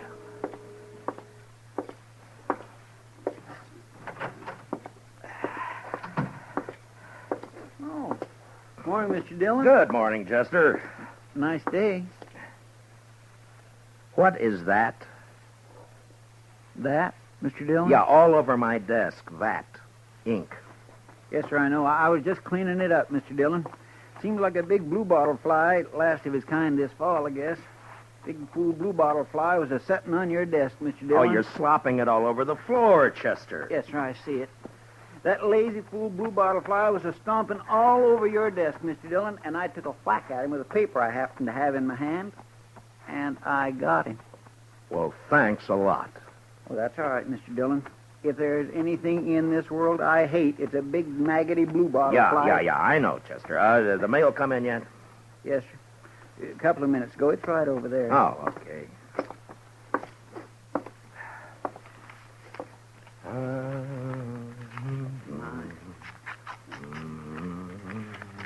There. I think that should do it, Mr. Dillon. All right, Chester. Anything likely in the mail, Mr. Dillon? No. Look, Chester, we better get these government circulars posted. Would you do that for me? Yes, sir, I'll do that. Say, Mr. Dillon, Yeah, what is it, Chester? about the dance tomorrow. Now, what about it? Well, you're going, aren't you, sir? Doc's going. He's taking Ms. McNish. I'm going. Everybody's going. You are going, aren't you, Mr. Dillon? Yeah, I'm going. Don't seem right, a man here standing not to go to a big social like we're... You are? Yes. Well, that's fine. Just fine. Doc and me, we were talking, and it just didn't seem right to us that a man like you didn't have no real nice, sweet girl to escort to a big social. I got one, Chester. A real nice, sweet girl. I'm taking Kitty. Miss Kitty? I asked her before I came down, and she accepted. Well, that's good. Miss Kitty. That's right, Chester. I got a couple of letters off to Washington, Chester. You want to go and see about posting those circulars, huh? Yes, Mr. Dillon. Ah, fine.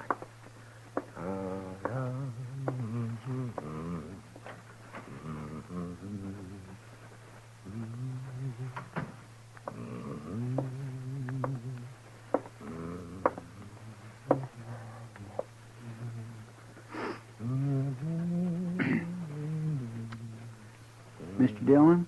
Yes? Oh, what is it, Chester? Well, Mr. Dillon, it ain't none of my business, and I did not have no right to say it. Say what? Well, sir, Yeah. I was wondering if I might borrow one of them fancy ties off you for the party. That's not your business. That's what you haven't got any right to say. Yes, sir. No, that's right. You're a liar, Chester. But you can borrow a tie. I thank you kindly, Mr. Dillon.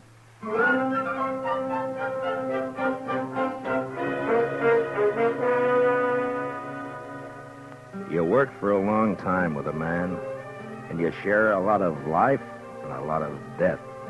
And after a while, you know him even better than yourself.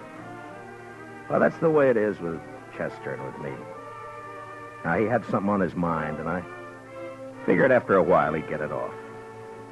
Well, the morning went, and it was almost noon when Chester came back. Gonna go have some dinner, Mr. Dillon? Yeah, I think I will. How about you? Hungry as a raggle-bone possum. Did you get the posters up? Yes, sir. Well, okay, let's go. Mr. Dillon? Yeah? I guess there's something you ought to know, sir. There's talk. Yeah. All right, Chester, come on, get it out. It's all over town about you taking Miss Kitty to the dance tomorrow night. What do you mean, all over town? I only asked her this morning. Yes, sir, I know. Best I can figure, Sam over at the Texas Trail must have heard you and let it slip. There's been a mighty fierce mess of gum clobbering up and down all over. All right. Thanks for telling me, Chester. It ain't none of my business. Yeah, I know. You said that before. Yes, sir. I surely did. Well, let's go get something to eat.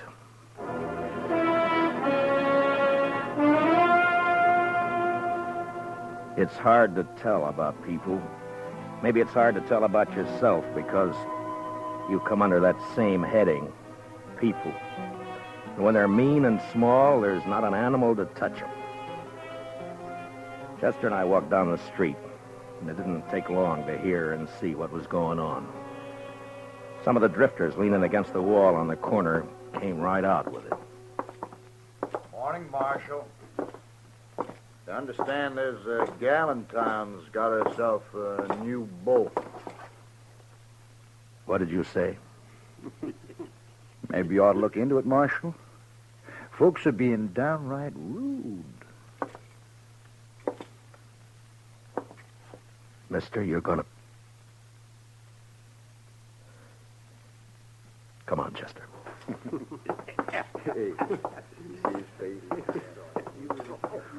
Ought to haul them in. Every one. Yeah? What are you going to charge him with? pestilence, Mr. Dillon. Just plain pestilence.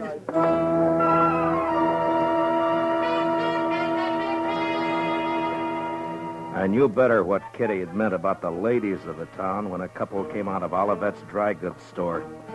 He didn't see me until it was too late. Complain to the dance committee. It's indecent, that's what it is. Why, she's common.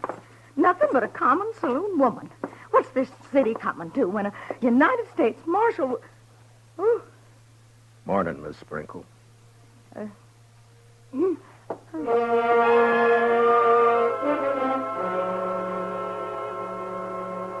When a man's born, they say he's blessed or cursed with a lot of things already in him.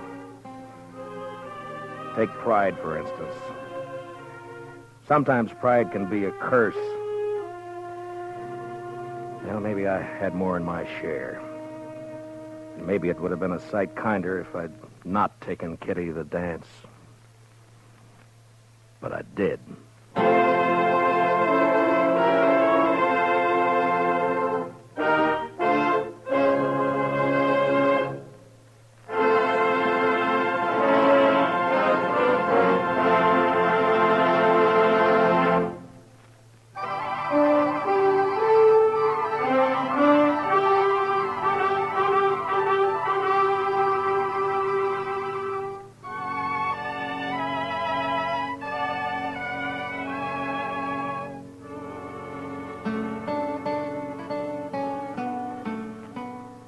I picked up Kitty at the Texas Trail at 7 the next evening.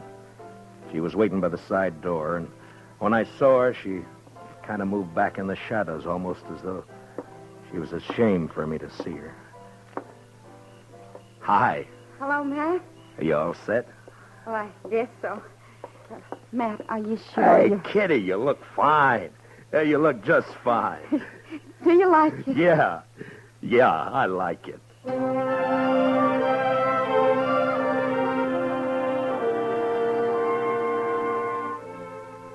We walked along the street down to the hall, and I kept looking at her like I say, you know, you had to know this, Kitty, to understand what I mean, and even then you get a surprise. She was like a 17-year-old on her first date, and she was like all the women you'd ever known and loved, soft and innocent. And something else, something that's female, and you can't figure out what. Something that makes you drunk without a drink inside you. It was snowing a little, and the flakes caught in her hair and melted into the black of her velvet cloak. And just before we went in, I looked at her again. And I didn't care. I was proud she was with me.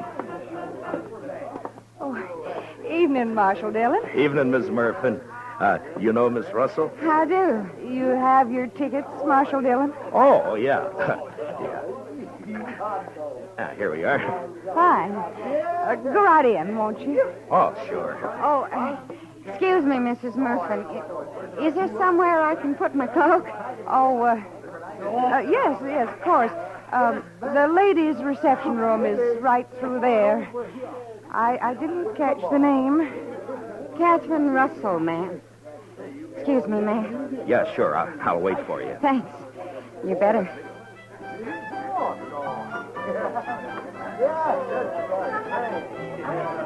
I could see them through the big open doors in the hall. They were all there. Faces flushed, smiling, happy, dancing. And all the women seemed pretty and the men handsome. And Chester was up on the platform calling the dance, and Doc was fiddling. And I was waiting for my dancing partner, Miss Kitty Russell.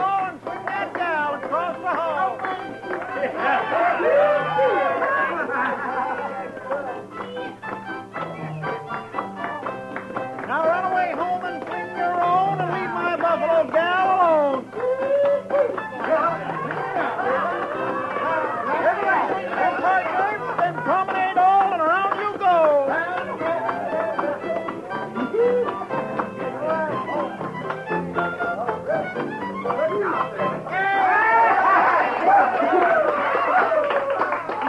Hi. What took you so long? I'm sorry, Matt. had a skirmish with one of the genteel females in there. Oh, I'm sorry. What says she? You know, I get the idea I'm not welcome around here. Let's go in and get some punch, huh? Sure. How are you, John? Oh, that's a nice dress, Kitty. I haven't worn it since a few years back in New Orleans. Hey, Marshal. Oh, Miss Kitty. It's Doc. Well, hiya. Oh, fine, Doc. Hello, Doc. I say, we got a bottle of whiskey outside. You care to join us? Oh, this punch. Not right now, thank you, Doc. Oh, well, sure. Say, Miss Kitty, I saw you come in. Best-looking woman in here. Oh, there's lots of scratching going on.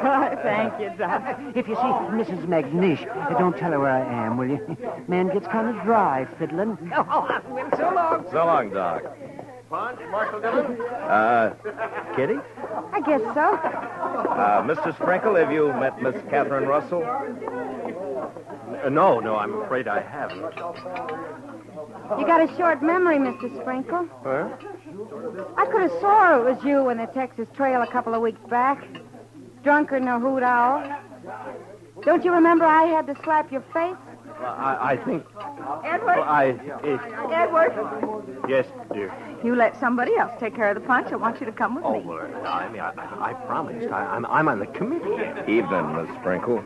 I have no wish to speak to you, Marshal Dillon, or this woman you've brought with you. I will not have my husband serving such people. Aren't you being a trifle bad-mannered, Miss Sprinkle? How dare you say that? Well, aren't you? I suggest that you leave, Marshal. Emmy. You're not wanted here. Not with that woman you've seen fit to bring. Come on, Matt. I want to go. No. This is a public dance, Miss Sprinkle. Right now, you're trying to make it private. If you can't behave like a lady, I'll thank you to leave this lady's presence. What? Now, see here, Marshal. You can't talk like that to my wife. Hey, Kitty. What do you say, Kitty? Matt, please. I want to go. We're not going anywhere. We're staying. How about some music? All right now, folks. It'll be a waltz this time.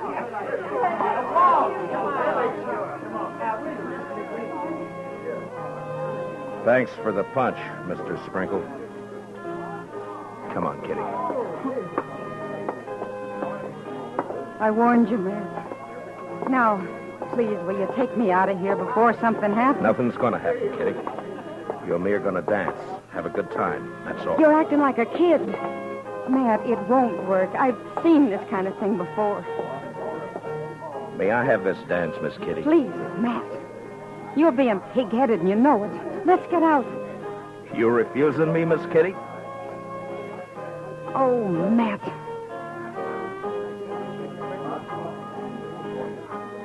We danced. But it wasn't what I hoped it'd be.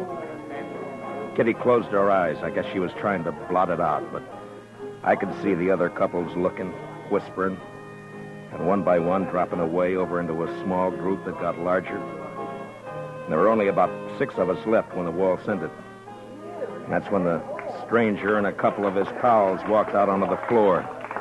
They were drifters, probably been in town for a week. And they were having their fun before they moved on.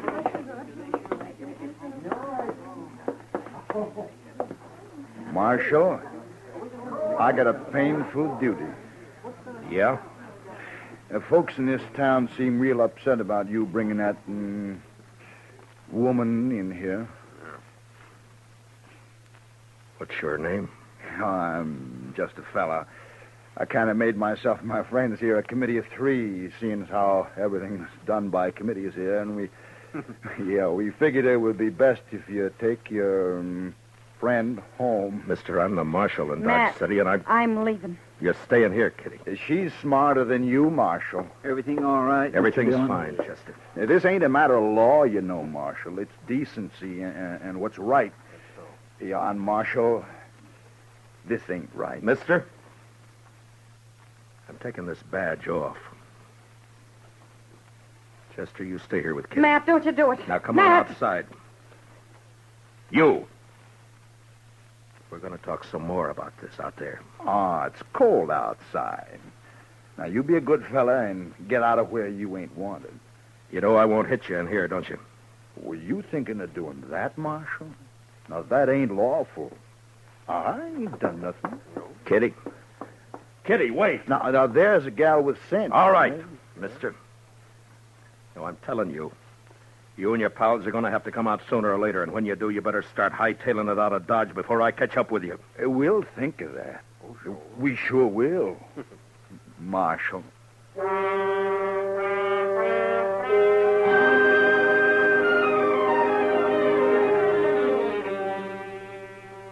Just three no-good drifters, hating the law, finding pleasure in trouble.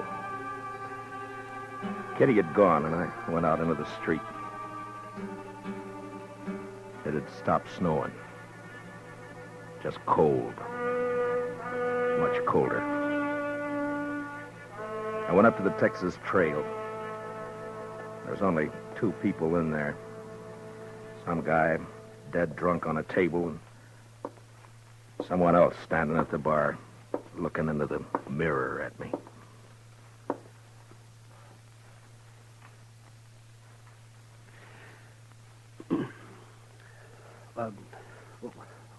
What do you have, Mr. Dillon? Nothing, sir. Yeah. Well, I got some things to do in the back. You give me a call if anyone comes in, will you? Yeah, sure.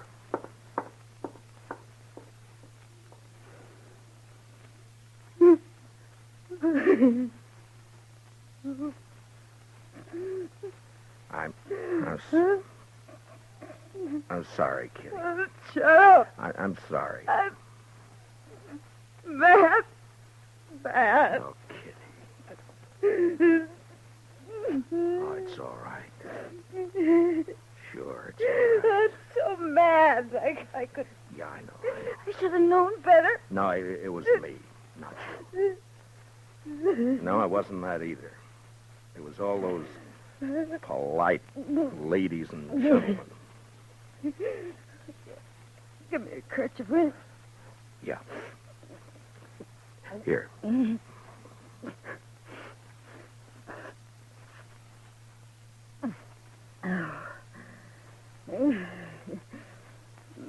been a long time since I cried. Yeah, sure. It wasn't so much for me. For you. I wanted to cry right there in the hall, watching you and knowing there was nothing you could do. Nice mess of people we got in Dodge. No, it's not them, Matt. It's me. I've run into this before. The only difference was I didn't have you around. I wanted it to be right tonight because of you. A lot of narrow-minded prayer spouting. Yeah. They hurt your pride, didn't they? No, it wasn't that. No?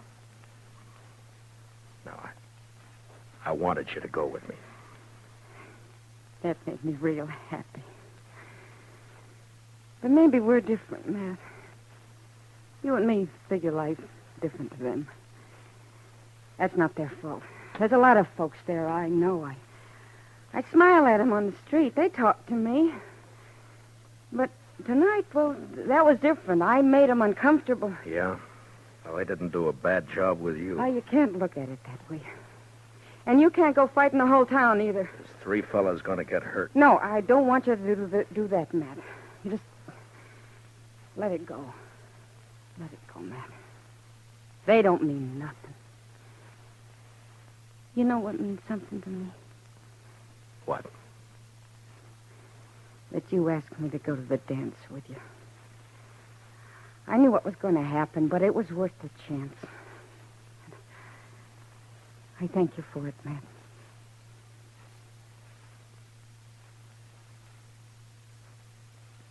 You're a funny one. Am I? But you sure showed them up, those women. The way you look. Well, I'm glad. You know, you look pretty fine yourself. Sam? Yeah? You got any champagne, Sam? What? Have I got any what? Champagne. Well, yeah. I guess maybe. A bottle or two? Yeah, maybe. Sure. Well, break it out. All right.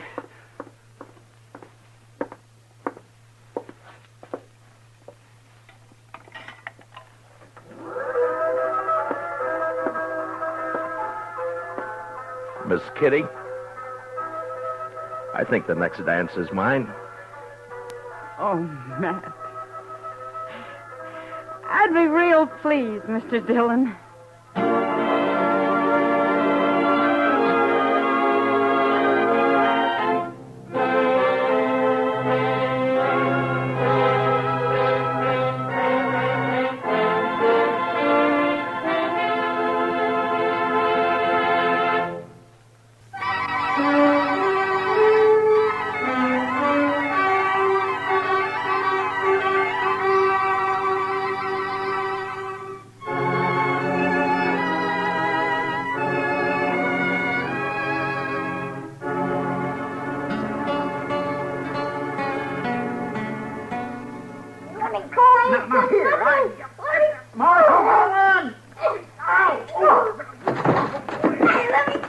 What have you got there, Chester? Half boss, half kid, Mr. Dillon. I'll smack you flat on the Hold way. it now. You don't stop that kid. Now hold it.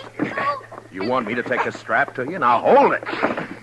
You best lock him up somewhere, Mr. Dillon. It's safer that way. All right, Chester, just calm down.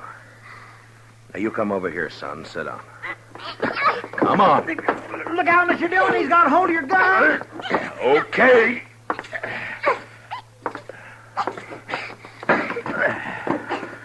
Now you sit there. And don't you move an inch. You hear me? Not 1 inch. He is a mean little bug. Now what's it all about, Chester?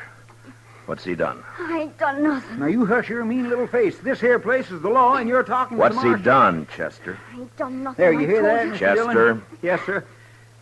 Well, sir, I don't rightly know what he's done. That's what I told you. I ain't done nothing. Mr. Dillon, I was walking down to the office when I see this kid.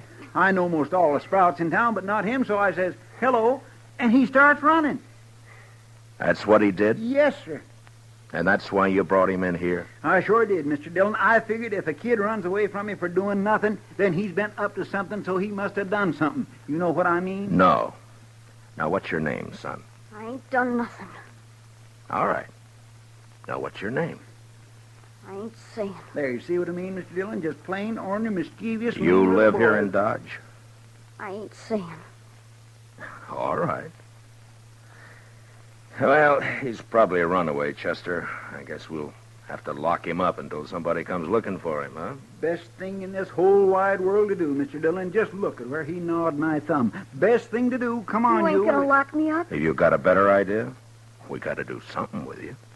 Let me be on my way. Well, where do you live? About 4 miles out. Oh. Oh, sure.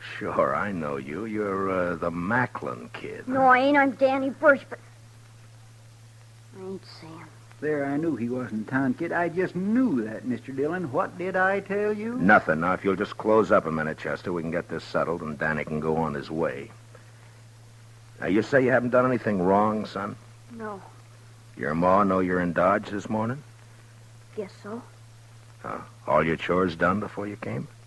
No, Well, maybe you better go on back then, huh? Your ma might be kind of worried. guess so.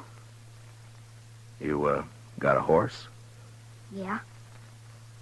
Okay. So long. And take it easy. I can go now? Sure. Go ahead, Danny. You're Marshal Dillon, ain't you?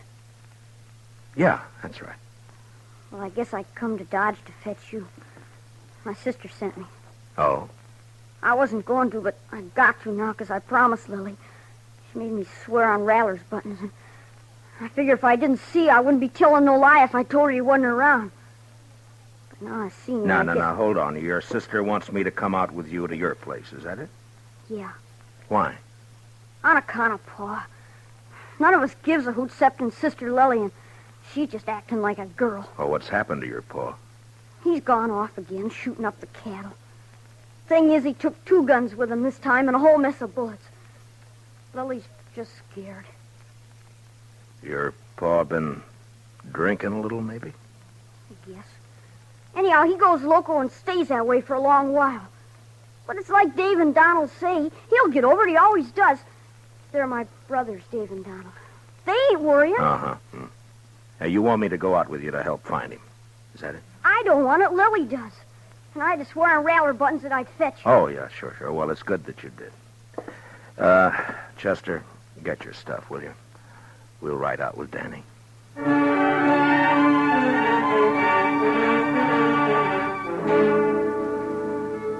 I didn't get anything more out of the boy on the way out to the Birch place. No one in town knew much about the family. They'd moved in about a year earlier, came up from the territories. The folks about said Birch and his brood kept pretty much to themselves. There'd never been any trouble with anybody. I looked at the boy riding his horse bareback. He was nice looking enough, but there was something the matter with his mouth. It was too hard. You could tell he wasn't a kid who did much smiling. Maybe with his paw acting that way, I didn't blame him. He sure rode his horse proud, though.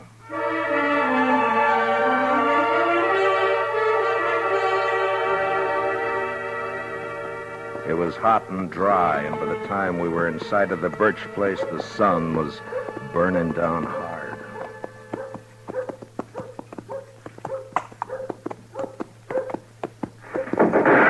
Oh. That'd be Donald, I figure. Yeah, there he is. Kid, get off on that horse and get over here. You're going to get yourself a licking. Lily made me go. It's not my fault. Do as I say. Now, you, mister. The name's Dillon. I'm the U.S. Marshal out of Dodge. Your brother asked me to come out and help. Don't need no help. Shut up, Ham. Nothing to help with. Danny, you heard. Put the horse away and get in the house. You ain't giving me no licking. Put up your gun. I'm coming over to talk. Come on, Chester.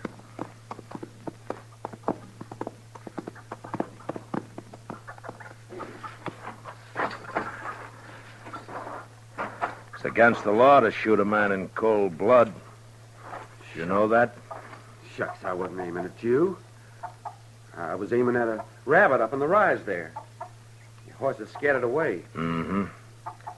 Well, now, what about your paw? What about him? Have you found him? Shucks, he don't need to be found. He'll come back when he's good and ready. Pa's off hunting. That's not what your brother says. Where'd he go? Oh, he's going to get himself a licking, that's what, and he knows it. Kept himself away, that's what. Donald, that's your name, isn't it? Yeah. Well, look, I'm not one to interfere in family matters, but if you do need help, I mean, if your paw's shooting up cattle like Danny says, well, maybe he'll be practicing next on people, and that wouldn't be so good. That brother of ours, he's a dirty little liar. No, he's not, Donald. I'm glad you came, Marshal. You come into the house, please?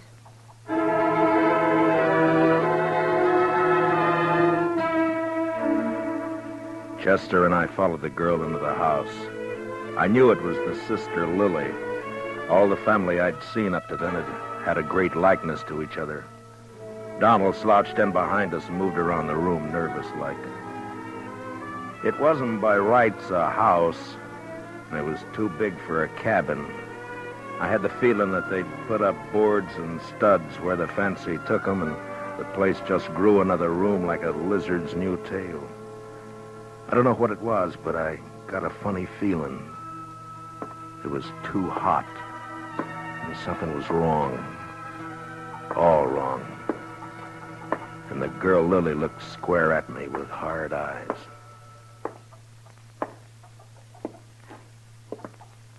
Donald. Huh? Sit down. You make me nervous. Oh, sure. Marshal Dillon, I want you to help us find Paul. Oh, Lily, Dave's going to be awful mad. Somebody's got to do something around here. Did your paw take a horse? No. Oh, where do you think he went, Miss Lily? I don't know. Maybe up to Horse Flats. Maybe over by Gorman's Creek.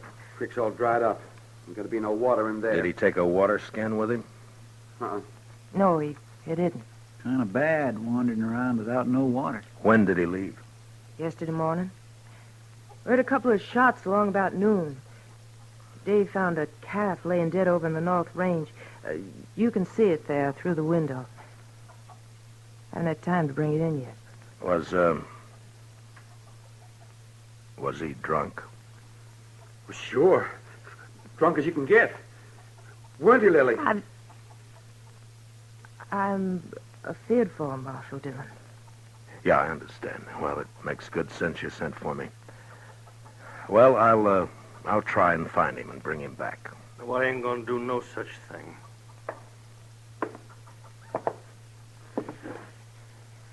You that Marshal fella out of Doc?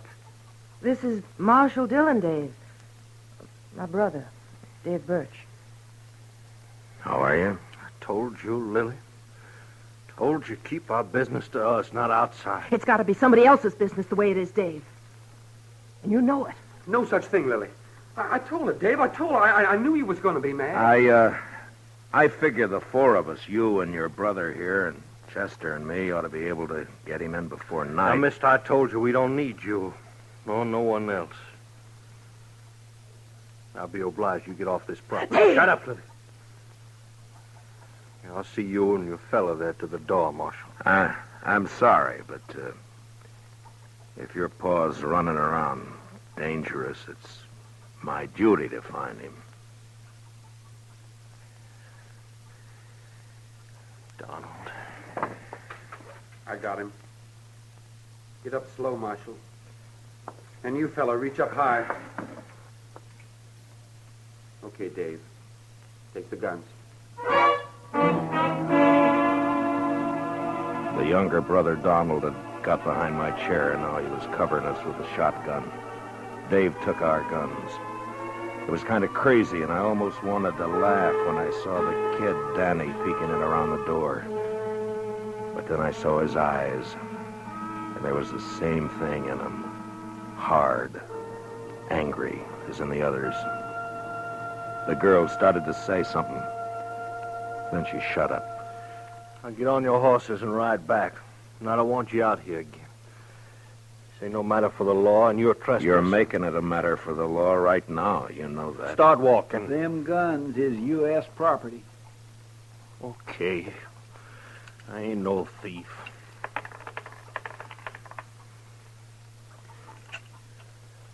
Here, bullets I'm keeping. Figure they're worth about 2 bits. Donald, give him 2 bits. Sure. Here. All right, now here's your guns. Now get out fast. You come snooping back again, me and my brother's gonna be shooting at you.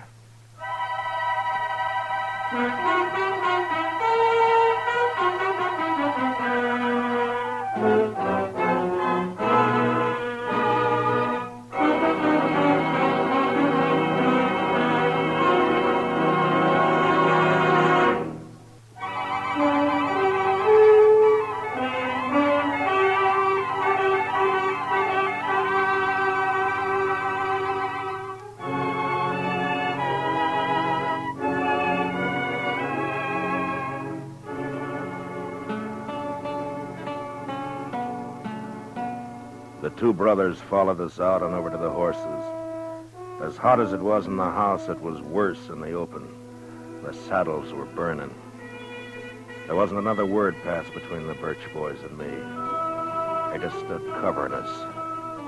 And when I looked back 100 yards or more off, they were still there.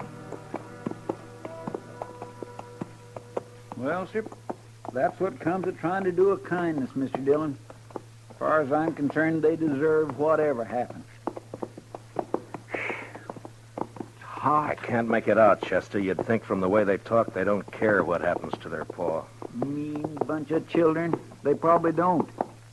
My, Mr. Dillon, you ain't even riled they pulled guns on us. I guess I'm not, Chester.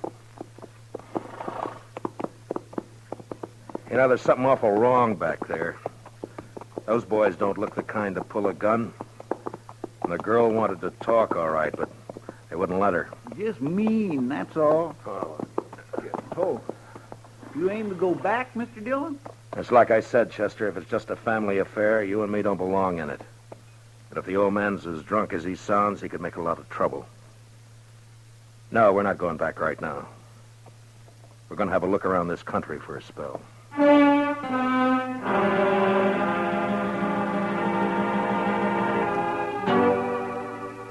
Chester and me covered a lot of ground that morning and into the afternoon. I had an idea that we might find Birch wherever we could find water. Without a horse, he couldn't get too far, and without water, he was going to get sick pretty quick. We rode over by Gorman's Creek, and then up to Horse Flats, and there was nothing. Along about 2 in the afternoon, Chester spotted a carcass lying off the trail. It was a cow. She'd been shot 3 times in the head. Could have happened this morning or yesterday. Uh-huh. Hard to tell in this weather. Oh. Well, the ground's too dry to pick up a track. Might as well take a chance and go over to the hills. Yeah, might be water there. Boy, I could do with some right this very minute. Oh,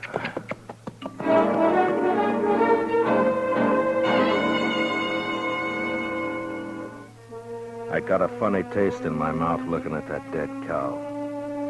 When a thing dies natural or gets killed for food, that's one thing, but even an animal has a look about it when it's been murdered. We rode the 6 miles to the hills. They weren't rightly hills, maybe more like humps rising up from the brown, dry earth, and we could get a good view across the plain. There was a patch or 2 of wild oats up there, long turned to rust, and foxtails. Maybe it was in our minds, but just those few feet higher made us seem closer to the sun and hotter.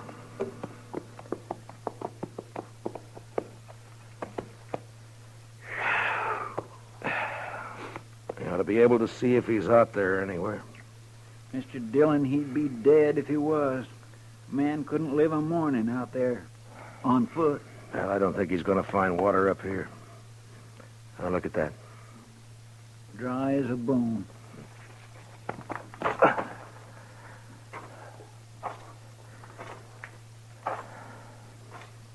You see something, Mr. Dillon? Yeah, tracks, I think.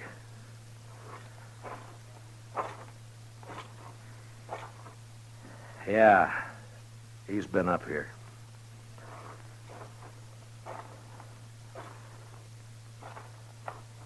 I went down again, though. Over there. He sure made a long way on foot. Must be more than 8 miles from his place. Yeah.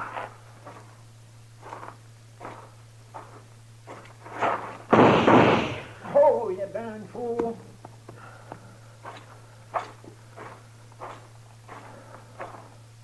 Rattler. Yeah, I saw.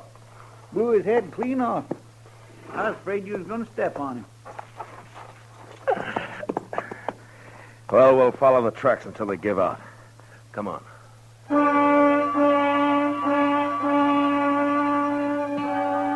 Those tracks kept going in and around the hills. In a couple of places we saw where they'd stopped by a dry water hole, then went on. Then as the hill sloped down to the plain again, we lost them. But the direction seemed to be headed back to the Birch place. That's the way we rode. We hadn't gone more than 15 minutes along when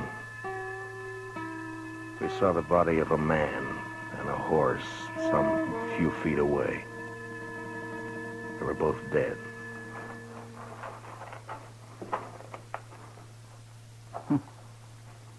He wanted to make sure, didn't he, Mr. Dillon? Birch must have emptied his gun. Look at that. Isn't it Jack Mason, one of old man Gorman's hands? Yes, sir. That's who 'tis right enough. Nice fella, too. I knew him a bit. Get him on your horse, will you, Chester, and take him over to Mr. Gorman? Yes, sir, I'll do that. I'm going to go back to the Birch place. I'd rather come with you, Mr. Dillon. No, meet me there, huh? Yes, sir. And if you see Birch on the way, watch your step. Try not to kill him. But don't take any chances. No, sir, I surely won't.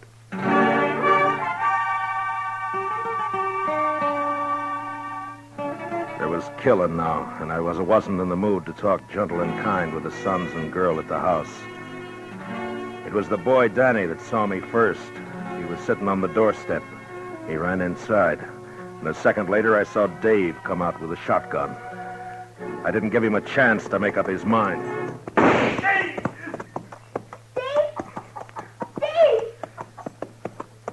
What did you shoot my brother for?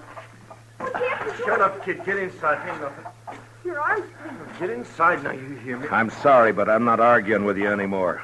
Where's your pa? I don't know. He killed a man back on the plane away. You're a liar. Told you get in the house, kid. Now get. I'm staying. He's a liar. Pa never killed nobody. Where's Donald and your sister? Out look. Mr. Diddy. He killed someone. Yeah. Jack Mason, one of Gorman's boys. Don't you say that. Don't you say Danny, it. get me some whiskey, will you? My arm pains. Yeah, I will. But you ain't gonna tell no lies about my pa. You tell him to quit, Dave. Where do you think he is? Donald heard a shot up Horse Flats when they'd gone up there. And he must have doubled back from the hills. Listen, you told the boy to ride into town and fetch the doc out here. He'll take care of that arm. Okay. When my deputy rides in, Chester Proudfoot, tell him where I've gone, will you? Sure. Marshal. Yeah. Marshal, you gonna kill our pa? I don't want to. Not if I can help it.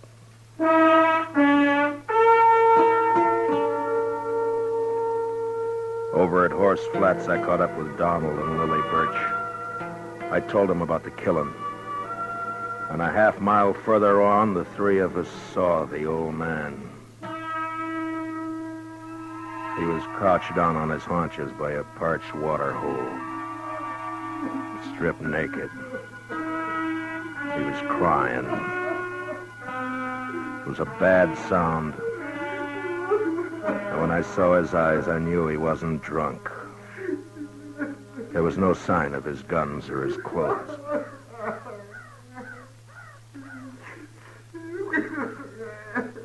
Come on, Pa. It's okay. It's Donald. You're okay, Pa. Come on, man. Come on, Pa, please. I knew it would happen like this. Someday. I knew it would. Boys figured it'd be shame on us all if word got out Pa had spells. Your brothers were wrong. Pa, please, will you? Pa. Come on. It was all right till after Ma died. And he started to act this way. That's why we had to leave our last place. People found out. Try to keep him home, but it weren't no good. Give your old Pa a cup of water. And your Pa's thirsty now. Come on, Pa. Get up. We're going to bed. Funny. Pa never took a drink in his life. We always said he was drunk when he carried on like this. Oh, People could figure a man drunk. I'm sorry, Miss Lily, but I'm going to have to take him in. I got to. What'll they do to him? I don't know. But he's done murder. It's my job to take him in. They'll hang him. I don't know. Maybe not. I don't know. Son, where's your brother? He didn't want to let you come out here alone. You're too young now. Where's your ma? She ought to know better now. Miss Lily, come over here. Oh, no, son. Now, I want you to listen to me. It's not my business, but will you let me give you some advice? Miss Lily? Huh? Now, you sell this place. I'll see what I can do to help. And you and your brothers go somewhere else and start afresh. You can get a good price for your land. You do that. It's best. Yeah. We'll go. I'm not saying you've got to. I'm saying it'd be better. It'd be better for the kid. He's seen too much of this. It's not good. You gotta teach him to smile again. Act like a kid again. You understand? You understand? Sure. I understand. Okay. I'll be taking him along now. We'll stop off at your place for some clothes. All right.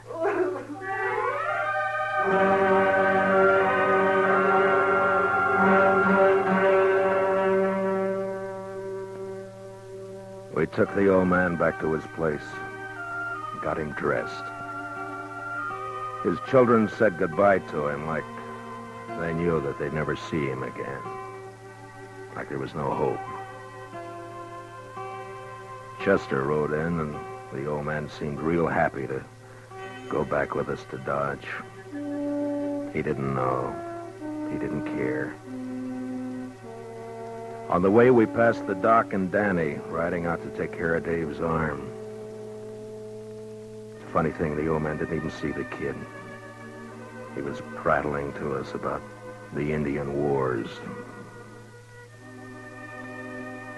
The last I saw of Danny Birch, he was looking back over his shoulder at his paw. And we heard him still crying a long way off.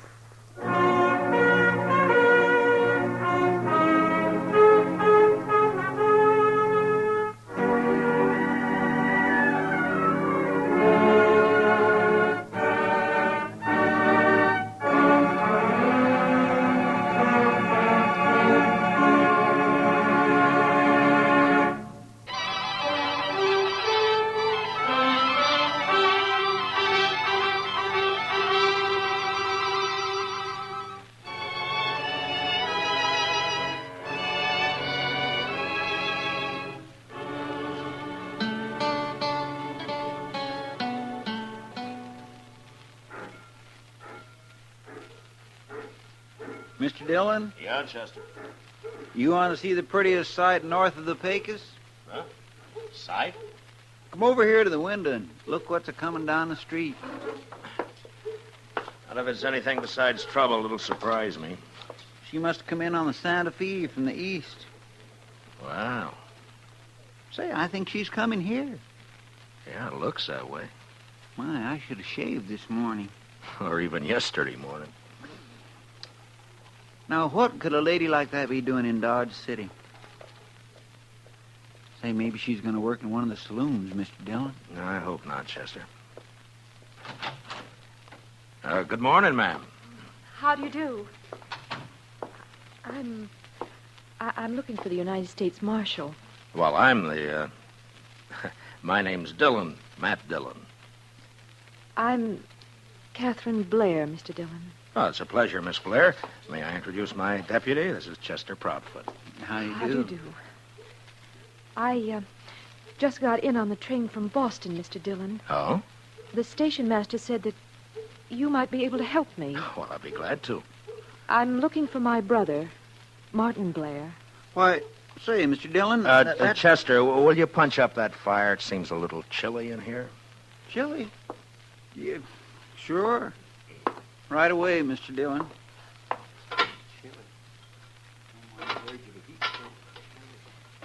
Do you happen to know my brother, Mr. Dillon? Yes. Yes, I know him. Oh, good. Then you can tell me where to find him. Well, I'm not too sure that I can. You see, he moves around a lot. Yes, I know. He left home and came out west 2 years ago, and every time he's written us, it's been from a different address. He's always been that way. Restless, I guess you might call it. Yes, I guess you might.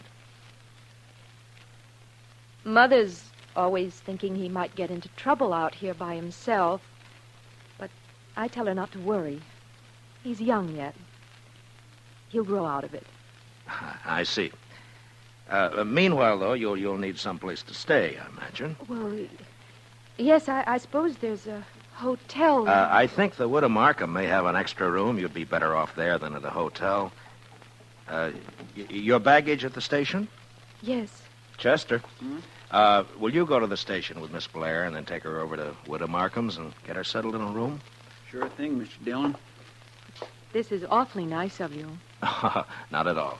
And, Chester, will you explain the situation to Miss Markham? I mean that we don't know where Miss Blair's brother is at the moment, Chester. Yes, sir. I'll explain it to her, Mr. Dillon. After you, ma'am. Oh, thank you. You're very kind, Mr. Dillon. Goodbye. Goodbye.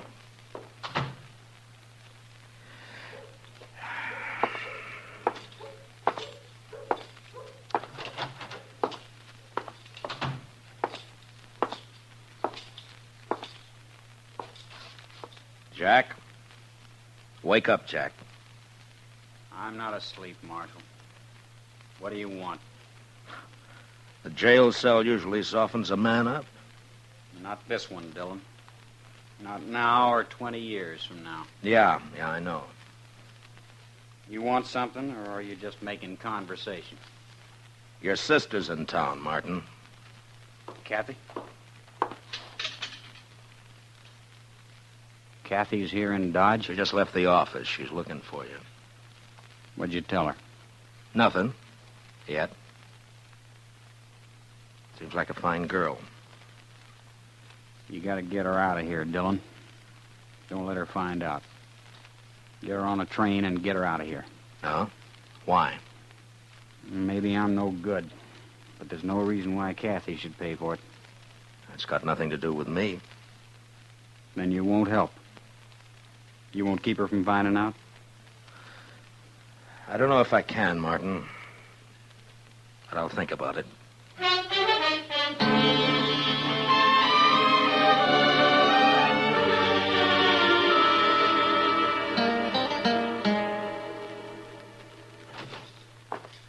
Oh. Evening, Mr. Dillon. Hello, Chester. Anything come up? No, sir. It's been the quietest night in weeks. Yeah, no trail herds in town. I guess that's the reason. Miss Blair's all right, I suppose? Yeah, she's all right, Chester. Have you told her about her brother, Mr. Dillon? Well, I told her that he's out of town. We're trying to get word to him. The truth's bound to get to her somehow, sooner or later. Yeah, I know. Only reason it hasn't already is because everybody in town knows him as Boston Jack. Yes, but his real name will come out at the trial next week, though. Well, I've been trying to get her to leave before then, go back home, but she won't leave until she sees him. It's sure going to go hard with her when she finds out her brother's guilty of cattle rustling. And murder, and horse stealing. And this time we got a witness. Yes, sir. I don't rightly see how you can keep her from finding out, Mr. Dillon.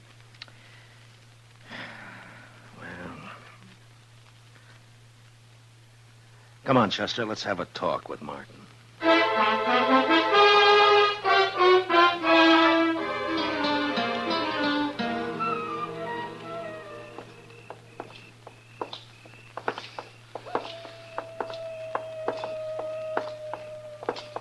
Nice night, Mr. Dillon. Yeah, it's fine. A great night for taking a walk. Don't you think so, Martin? Anything's better than rotting in that cell. Well, where did you expect to end up? All you got is old man Hawk's word against mine. He's lying. The jury will believe him. If he could see me so plain, how come he couldn't tell you who was with me? It was dark. He saw your face in the gun flash when you shot his foreman in the back. That's a lie. As far as that's concerned, I know who was with you, but I haven't got a case against him. Red Poley. Wasn't it? I wouldn't know. I wasn't there. Mm-hmm. Well, suppose we leave it to the jury. Here's the wood of Markham's place, Mr. Dillon. Yeah. All right, Martin, let's get it straight now. You're here because you want to keep your sister from knowing the truth about you. Now, we're going in there and talk to her. Then you're going back to jail. You know the story I'm planning to tell her. I know. I just want to make one thing clear. You are going back to jail. Chester will stay on the front porch and cover you through the window, and I'll be inside with you, also wearing a gun. Don't try anything foolish. I wouldn't want to kill you in front of your sister, but if it comes to it, I'll do it. You understand? Sure.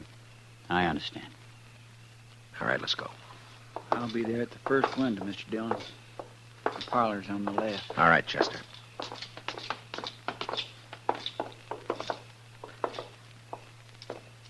Heads up, Chester. Yes, sir.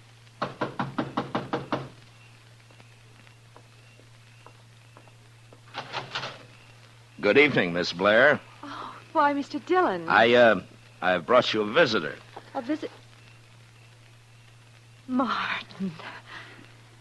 Hiya, Kathy. Oh, Martin. Oh, Martin. Here now. Take it easy. Oh, it's been so long. Oh, Martin, why didn't you write? Well, you know how it is, sis. Say, maybe we could all go inside, huh? Oh, of course. Come on in. Come in. Oh, I couldn't imagine who was knocking. Mrs. Markham has gone to bed and... Oh, here. Sit down, both of you. Thank you, Miss Blair. Oh, Mr. Dillon. Where on earth did you find him? Well, I guess I better confess to you, Miss Blair. I knew all along where he was. What? The only trouble was I just couldn't produce him. Oh, I'm afraid I don't understand you. Well, you see, Martin's been doing some work for me. Sort of secret work, you might say. We're trying to dig up evidence on a gang of cattle rustlers around. Oh, just wait till Mother hears about that. Oh, and she was so worried about you. Yeah. It's quite a job. It's pretty hard for your brother to get away from the gang without stirring up suspicion. In fact, he's only got about an hour this evening. Oh? But you will manage more time in the next day or so. I'm afraid not, sis. I may not be able to get away again for a month. A month? In fact, I've been thinking it over, and I think the best thing you can do is to take a train back home right away. But I just got here, Martin. It's no place for you, Kathy. He's right, Miss Blair. Dodge City's no town for a girl alone. But I came all this way to see Martin. It's like I told you, though, sis. It may be a month before I can manage to get away again. Tell you what. After this job's finished, maybe I can get back east for a week or so. Oh, Martin, if you only could. We'd all be so happy. Well, I can't guarantee it, but I'll sure try. I'll admit I'm a little nervous here.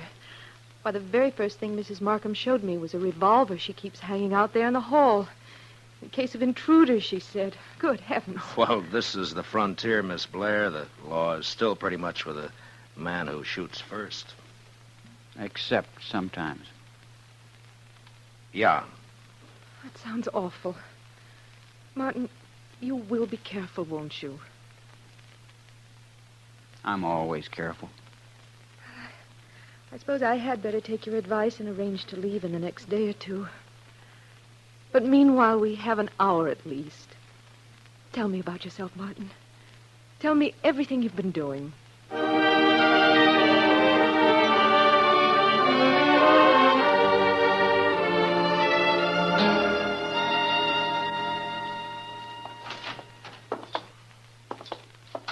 Say, it's cold in here, Mr. Dillon. Yeah, you better get a fire started, Chester. I'll take Martin back and lock him up.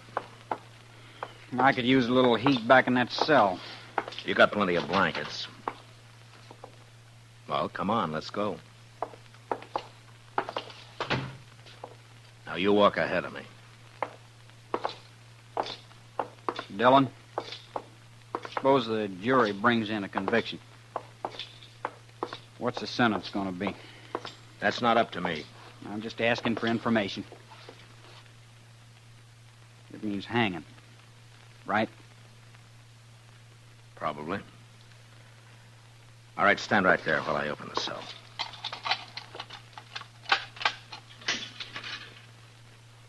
I don't want much to hang, Marshal. Nobody does. All right, Martin, get in. Slow and easy, Dillon. Put your hands up slow. Good. Now keep 'em that way. Where'd you get the gun? In the hall at Mrs. Markham's. I slipped it under my coat when I was kissing Kathy goodbye.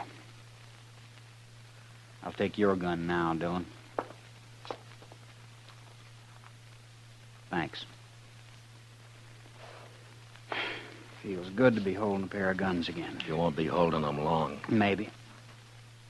One thing, though. If you take me again, you'll have to take me dead. Any way you want it. In the cell, Dillon. Come on, move.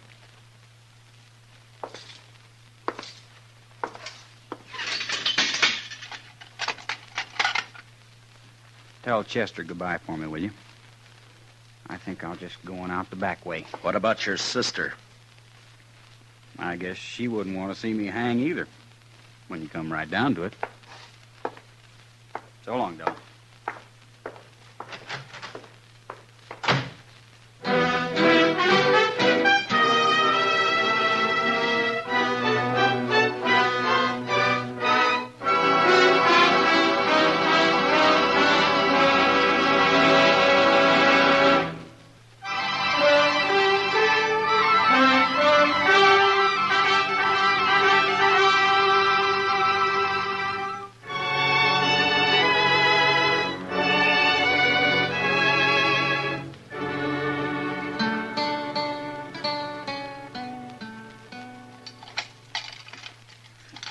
Doggone it, Mr. Dillon. I know one of these keys is supposed to fit. Chester, all I've got to say is that it better fit. Yes, sir. Well, that's not it. It would be a fine how-to-do if we had to call in a blacksmith to get you out of your own jail. Chester. It'd be sort of like the time... Never mind, Chester. Just get the door open. Yes, sir. Oh, I know how you feel, all right, Mr. Well, I declare.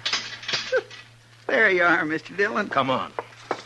I'll get the other gun out of the office safe. Fine thanks you get for trying to help people. A man gets careless and then he winds up in a jam like this. Hey, let's see now. Right, 27. Left, 69.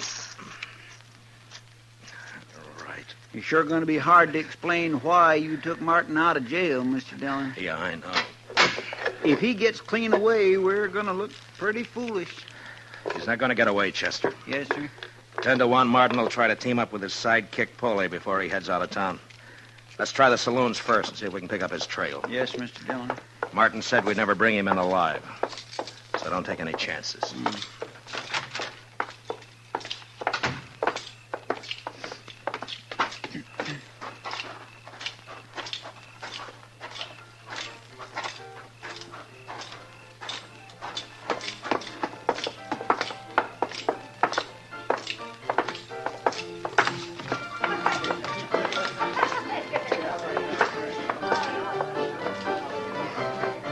Well, sir, no sign of him in here, Mr. Dillon.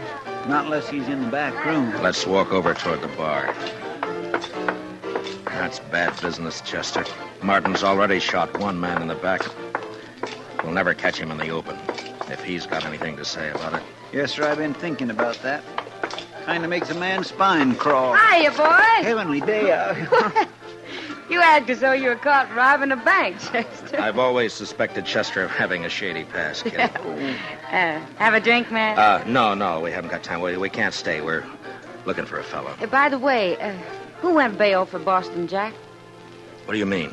Well, he was in here about 10 minutes He ago. was in here, huh? Yeah, he talked to Red Foley, and the two of them left together. I thought he must You be know out- where they went, Kitty? Well, no, Matt, I haven't got any idea, but they sure left here in a hurry. He broke out of jail, huh? There's 40 ways from Sunday they could have ridden, Mr. Dillon. Yeah, I know. But if they're not in Dodge, there's only one way they'd head. The Circle B. Yeah. Martin knows Hawks is the only witness I've got against him. Come on, Chester.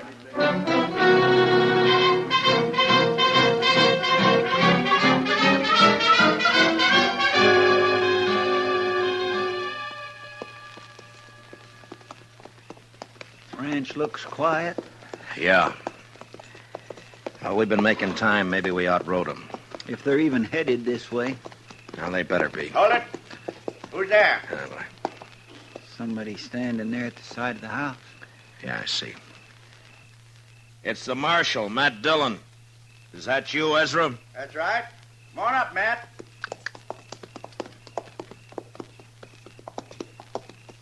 What brings you way out here this time of night, Matt? Well, I'm sort of counting on an old acquaintance of yours showing up here sometime tonight. What are you talking about? Boston Jack. Out of jail. Matt, how'd that happen? Well, I doubt if it'd serve any good purpose to go into that right now. He hasn't been here, I take it. No. Matt, he's a mad dog. Ought to be shot long time ago. I'd kill him on sight. Well, I came out here to make sure he doesn't kill you. Chester, put our horses in the barn. Get them out of sight, huh? All right, Mr. Dillon. And, you may as well stay there, Chester, and cover the yard. Yes, sir. Well, what about us, Matt? What are we going to do? Go inside the house and put the lights out and wait. That's all, just wait.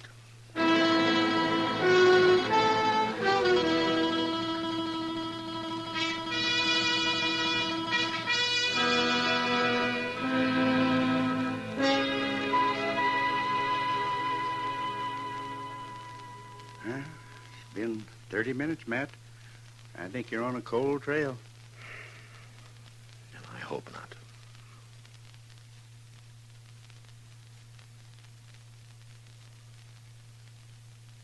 Yeah, you've had enough time to get here. Maybe not enough courage, though. They figure the odds are 2-1 in their favor. Shouldn't take much courage. People who've never killed anybody don't understand. The killer's worst enemy is his own nerve. Yeah. I'll take your word for it, Matt. I guess you've sat and waited like this plenty of times.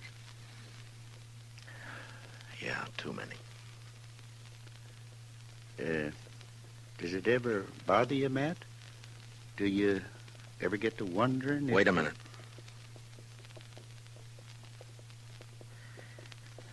Well, there they are, Ezra. Where, Matt? Over there by the corral. You see? They're walking the horses into the yard. Slow and quiet. Yeah. Yeah, I see him. What are you going to do, Matt? Go out and call them? Oh, they'll fire from the dark without no warning. Yeah, I know. They're getting off their horses. Gonna walk up here, I guess. All right, Ezra. Stay in the house and keep out of this. Chester and I can handle them. Well, Matt, good luck. Thanks.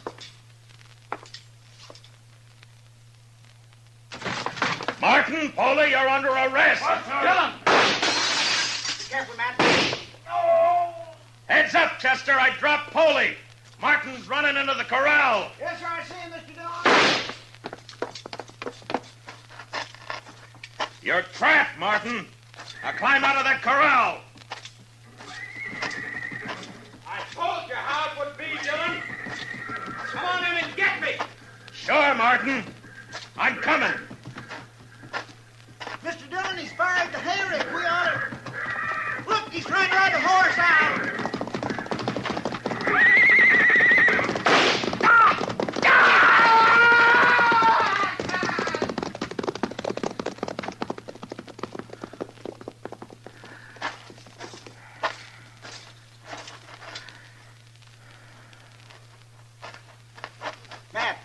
Matt, are you all right? Yeah. Yeah, I'm all right. Is he... You didn't shoot him, eh? No. He fell off right in front of the stampede. They went right over him.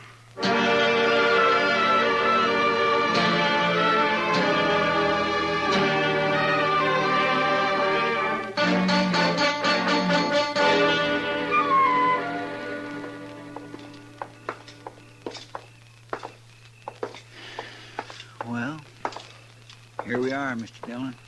Yeah. Wait here for me, Chester. I'll go in and tell her. All right, sir. I hope she believes me. Don't worry, Mr. Dillon. She will.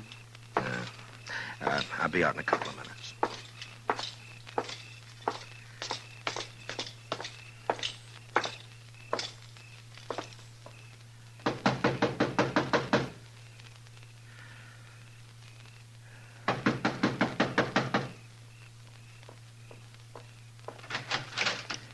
Evening, Miss Blair.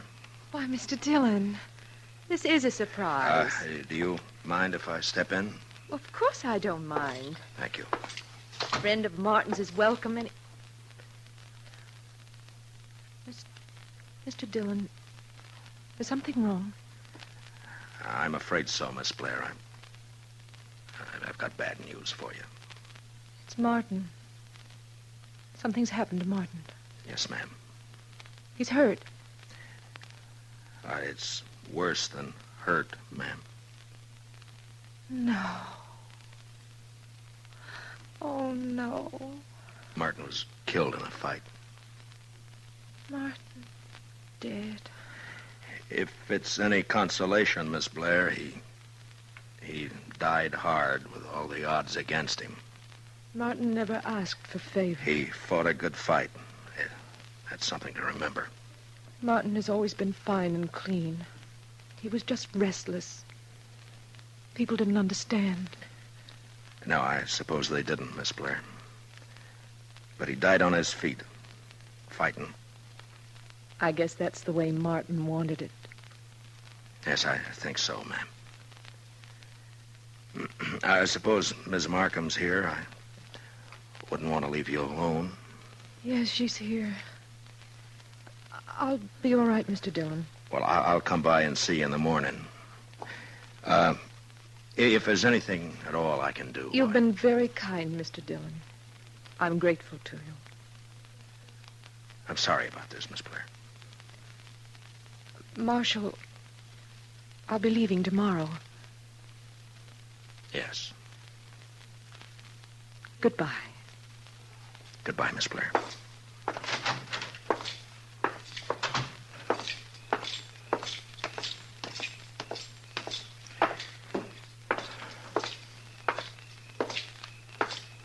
You all right, Mr. Dillon? I think so, Chester. Did she believe what you told her? What I told her was true. Well, there's no harm in letting her think the best of it. Martin paid his debt. No reason his sister should suffer. That's right, Mr. Dillon. Chester, if I remember correctly, Kitty offered us a drink earlier this evening. That's right. Well, let's go.